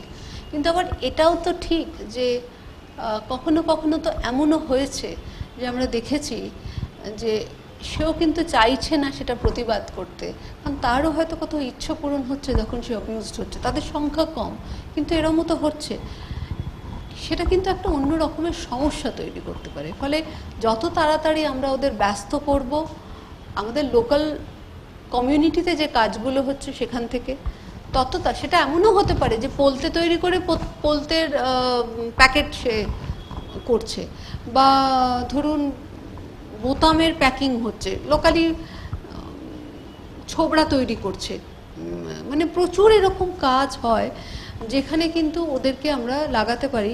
কাজটা সহজ হতে হবে, রিপিটেটিভ হতে পারে। এটা আমি মূলত মানসিক প্রতিবন্ধী ছেলেমেয়েদের কথা বা অটিস্টিক ছেলেমেয়েদের কথা বলছি, যাদের মানসিক প্রতিবন্ধকতা আছে। এবার দেখা যাক যে তাহলে যখন আমরা ছেলে মেয়েদেরকে জীবনটাকে সাকসেসফুল করতে চাই তাদের মতো করে, হ্যাঁ মানে সবার স্টোরি তো এক হবে না, কিন্তু তাদের মতো করে সে যাতে সম্মানে একটা নির্দিষ্ট নিয়মে নিজেকে ব্যস্ত রাখতে পারে, এবং খালি নিজের জন্য নয়, সে যে পরিবারে বাস করে, যে কমিউনিটিতে বাস করে, সেখানে সে প্রোডাক্টিভ হতে পারে, সেটা যদি এমনও হয়। কারণ আজকে সত্যি যে দিনকাল এসেছে, আজ থেকে 20 বছর পরে প্রচুর গ্রামে এবং শহরে প্রচুর ছেলে মেয়েকে হয়তো বাড়িতে আর মা বাবার অবর্তমানে বাড়িতে দেখার কেউ থাকবে না, তাদের হয়তো কোনো হোম বা কোনো একটা জায়গায় গিয়ে থাকতে হবে। তখন সে যদি একটু কাজের হয় তাহলে কিন্তু তার কদর অনেক বেশি হবে, সে যদি কাজের না হয় তাহলে কিন্তু তার কদরটা স্বাভাবিকভাবেই হয়তো একটু কমই হবে। কারণ এটাই মনুষ্য সমাজে বা মানুষের ধর্ম, যে মানুষ সবসময় ভালোটা চায়, যে একটু কম পারে তাকে বেশিরভাগ মানুষই খানিকটা ব্রাত্য করতে চায়, তাই যতটা শিখিয়ে ফেলা যায় কাজ। এবার সাকসেসফুল করতে গেলে আমাদের কী কী, মানে এই যে ডিসিশনস অ্যাবাউট ইন্টারভেনশন, যে কোথায় কোথায় আমি ইন্টারভেনশন করব যাতে সে শেষ অবধি জীবনটা সাকসেসফুল হয়। প্রথম হচ্ছে যে তার বয়স কত, তারপরে হচ্ছে কতটা তার প্রতিবন্ধকতার ডিগ্রিটা কত, বা কতটা সে পিছিয়ে আছে। যদি ধরুন আপনারা এমন একটা জায়গায় থাকেন যেখানে মা বাবাকে ডিস্ট্রিক্ট হসপিটালে পাঠাতে গেলেও অনেক কাঠখড় পুড়িয়ে মানে যেতে হবে, তারা পারলেন না ডিস্ট্রিক্ট হসপিটালে আর যেতে, হয়তো 6 মাস 1 বছর পরে গেলেন, তখন আপনারা কি করবেন? আপনাদের কাজ হচ্ছে দেখা যে 8 বছর বয়স পারে কতটা, 3 বছরের মতো, প্রাক প্রাথমিকের মতো, গ্যাপটা কতটা, এবং তার যে ভাষা সেই ভাষাতেও পড়ছে কিনা, তাহলে ভাষা শেখাতে হবে। তার সিলেবাস কি? এবার আমার ক্লাসের তো ও তো 8 বছর বয়স, ক্লাস 2-3 এর সিলেবাস, কিন্তু সে পারে হচ্ছে ক্লাস 1 বা ওই কার্টুন কুটুমের মতো, তাহলে তাকে কার্টুন কুটুম নিয়েই প্র্যাকটিস করাতে হবে, তার জন্য, সবার জন্য নয়, তাকে কার্টুন কুটুম ধরেই প্র্যাকটিস করাতে হবে, সে তার মতো করে শিখবে। আমি আগের লেকচারটাতেও বললাম যে কলকাতায় সর্বশিক্ষা কিন্তু এই চেষ্টাটা করছে যে একটা এক ধাপ নিচু একটা কোয়েশ্চেন পেপার এবং একটা প্যারালাল যদি কারিকুলাম কিছু তৈরি করে ফেলা যায়, যে যারা পিছিয়ে পড়া ছেলেমেয়ে, বেশ খানিকটা পিছিয়ে পড়া ছেলেমেয়ে, তাদেরকে কী কী শেখাবো, কোন ধাপে শেখাবো, সেটার একটা প্ল্যানিং হচ্ছে। সেটা সব ডিস্ট্রিক্টই করতে পারেন, যে কোনো স্কুলও করতে পারেন, যে আপনাদের যে স্পেশাল এডুকেটর আছেন ডিস্ট্রিক্টে, যিনি ভিজিট করেন আপনাদের স্কুলে, তাদের সাথে বসে কথা বলে, যদি স্কুলের হেডমাস্টাররা বা হেডমিস্ট্রেসরা প্ল্যান করেন, তাহলে প্রত্যেক ডিস্ট্রিক্টের স্কুলেরা একজোট হয়ে এরকম একটা কারিকুলাম তৈরি করে রাখতে পারে। একটা বই তৈরি হলেই কিন্তু অনেকটা কাজ হয়ে যায়, যে আমাদের পিছিয়ে পড়া বাচ্চাগুলোকে কী শেখাবো। কারণ ড্রপ আউট হওয়ার আগে অন্তত, মানে ড্রপ আউট হোক সেটা আমরা চাইছি না, কিন্তু একটা সময়ের পর সে পারছে না, সে যাবে কাজ শিখতে, তার আগে অন্তত সাক্ষরতাটা যদি আনাতে পারি, তাহলে তার জীবনে অন্তত কিছুটা কাজে লাগবে। তাহলে কি তার বয়স, কতটা তার পিছিয়ে পড়া, কতটা তার গ্যাপ, কি তার মাধ্যম, তার সিলেবাস কী, এইটা খুব ইম্পর্ট্যান্ট। এইখানে কিন্তু ডিসিশন নেওয়ার জায়গা থাকছে। তারপর হচ্ছে যে কি রিসোর্স আছে, আমার কাছে থেরাপিস্ট আছে না নেই, এবার আমি গ্রামে থাকি, কোনো থেরাপিস্ট নেই, তাহলে কি করব? মুশকিল। এখন একটা সুবিধে হয়েছে, ইউটিউবে যদিও ইংরেজিতেই বেশি মেটেরিয়াল আছে, কিন্তু ধরুন যারা আপনারা হাই স্কুলের শিক্ষক শিক্ষিকা বা প্রাইমারি স্কুলেরও শিক্ষক শিক্ষিকা, তারা সবাই কিন্তু মোটামুটি ইংরেজি সবাই বোঝেন। ফলে অনেক সময় হয় সবাইকে দায়িত্ব নিতে হবে, আমি তা বলছি না, স্কুলের একজন টিচারও যদি দায়িত্ব নিয়ে যে এই পিছিয়ে পড়া বাচ্চাটাকে কি করে শেখানো যায়, একটু ভিডিও দেখে মাকে যদি দুটো কথা বলে দিতে পারেন যে এইভাবে করলে মন্দ হয় না, দেখুন এইভাবে ওরা বলছে করতে, বা স্পেশাল এডুকেটরের সাথে কথা বলে বললেন যে একটু মাকে বুঝিয়ে দেবেন না যে কী করে করতে হয়।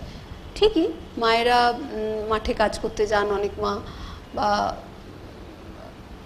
স্কুলে কাজ করেন বা অন্য কোথাও কাজ করেন, তার পক্ষে সম্ভব নয়, কিন্তু সন্ধেবেলাও যদি মা ওই বাচ্চাটিকে একটু আলাদা করে করান, তাতেও কিন্তু বাচ্চাটার কিছুটা উন্নতি হয়।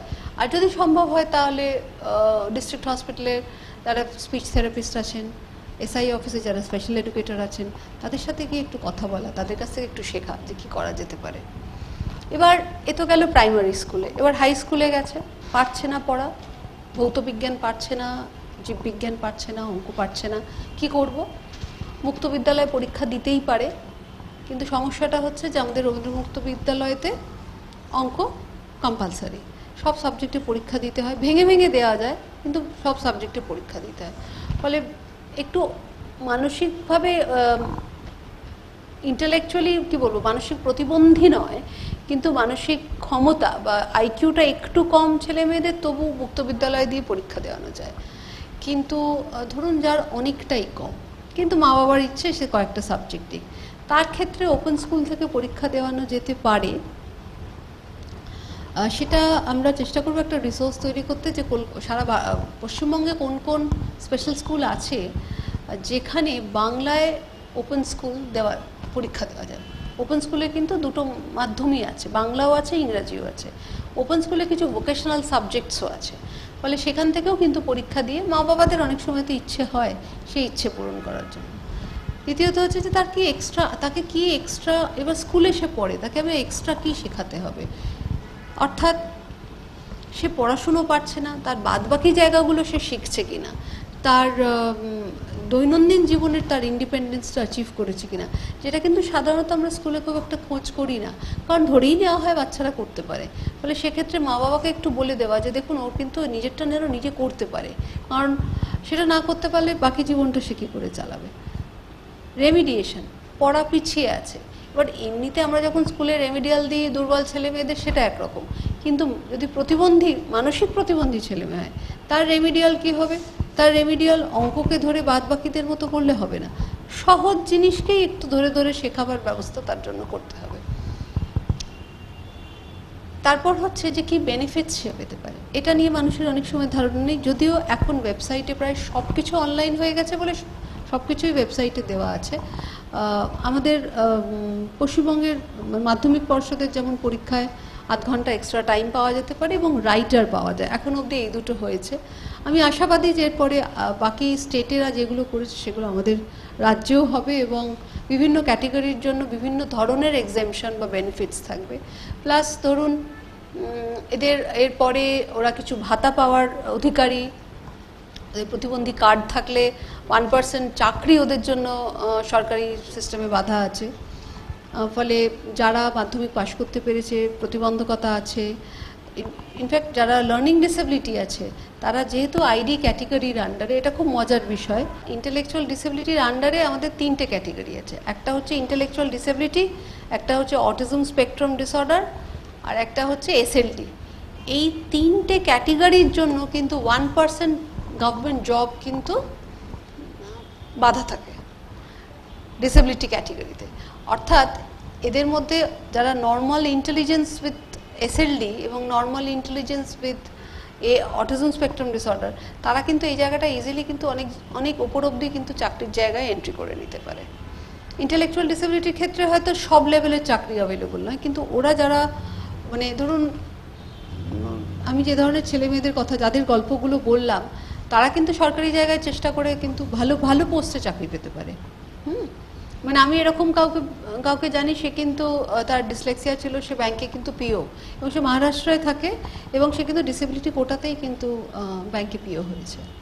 এবার তাহলে আমরা কি কি বেনিফিট পেতে পারি, এবং ওদের নিরাময়া বলে একটি ইন্স্যুরেন্সও আছে, মেডিকেল ইন্স্যুরেন্সও আছে আইডি ক্যাটেগরির ছেলে মেয়েদের জন্য, পার্টিকুলারলি যাদের ইন্টেলেকচুয়াল ডিসেবিলিটি আছে এবং অটিজম আছে তারা কিন্তু এই সুবিধাটা পেতে পারে।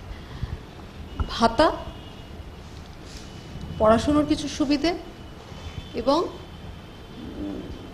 সরকারি চাকরির একটা নির্দিষ্ট কোটা এবং ইন্স্যুরেন্সের ব্যবস্থাপনা আছে। এখানেই শেষ নয়, এগুলো তো সরকারি ব্যবস্থা। জীবন চলবে কি করে, যে গল্পগুলো বললাম এটা সবাই কাজ করে। স্কিল ট্রেনিং, যেটা দিয়ে আমি শুরু করেছিলাম, যে আমাদের মা বাবাদের বোঝাতে হবে, কমিউনিটিকে বোঝাতে হবে যে কুটির শিল্পগুলো সেখানে আমাদের চারপাশে আছে, সেই কুটির শিল্পের কোনো নির্দিষ্ট একটি ধাপ তাদের যদি শিখিয়ে দেওয়া যায়, তারা কিন্তু আর 5টা বাচ্চার তুলনায় বা আর 5টা কর্মীর তুলনায় হয়তো স্পিড কোনো কোনো ক্ষেত্রে একটু স্লো থাকতে পারে, কিন্তু প্রোডাকশান প্রায় 1 পৌঁছে যায়। কিন্তু বছর 1.5-2 খুব লেগে পড়ে থাকতে হয় ট্রেনিং করার জন্য। আমি 1.5-2 এই জন্য বললাম, বেশি সময় নিয়েই বললাম, অনেকে আরও আগেও শিখে ফেলতে পারে। তার কারণটা হচ্ছে ওরা খুব একটা আড্ডাবাজি, দলাদলি, পরচর্চা পরনিন্দের মধ্যে ঢোকে না। ওরা যখন কাজ করতে শুরু করে খুব মন দিয়ে কাজ করে এবং কাজ করে চলে আসে। ফলে ওদের মতো কর্মী যদি বিভিন্ন কুটির শিল্পে রাখা যায়, তাহলে কিন্তু সেই শিল্প প্রতিষ্ঠান প্রথমত ডিসেবিলিটি এমপ্লয়মেন্টের জন্য সে কিছু ট্যাক্স বেনিফিট পাবে, দ্বিতীয়ত হচ্ছে তার এই কর্মীদের নিয়ে কিন্তু ঝামেলা, ওই ধরনের ঝামেলা যেখানে তারা দলাদলি করছে, গন্ডগোল করছে, ফাঁকি দিচ্ছে, করছে না, এই ঝামেলাগুলো কিন্তু অনেক কম। ফলে আমরা চাইলে কিন্তু এই ছেলেমেয়েগুলোকে প্রোডাক্টিভ করতে পারি, আমাদের কাজে লাগাতে পারি এবং ওদের জীবনটা অনেক বেশি সফল এবং আনন্দময় করতে পারি। এই বলে আজকে শেষ করলাম। ধন্যবাদ।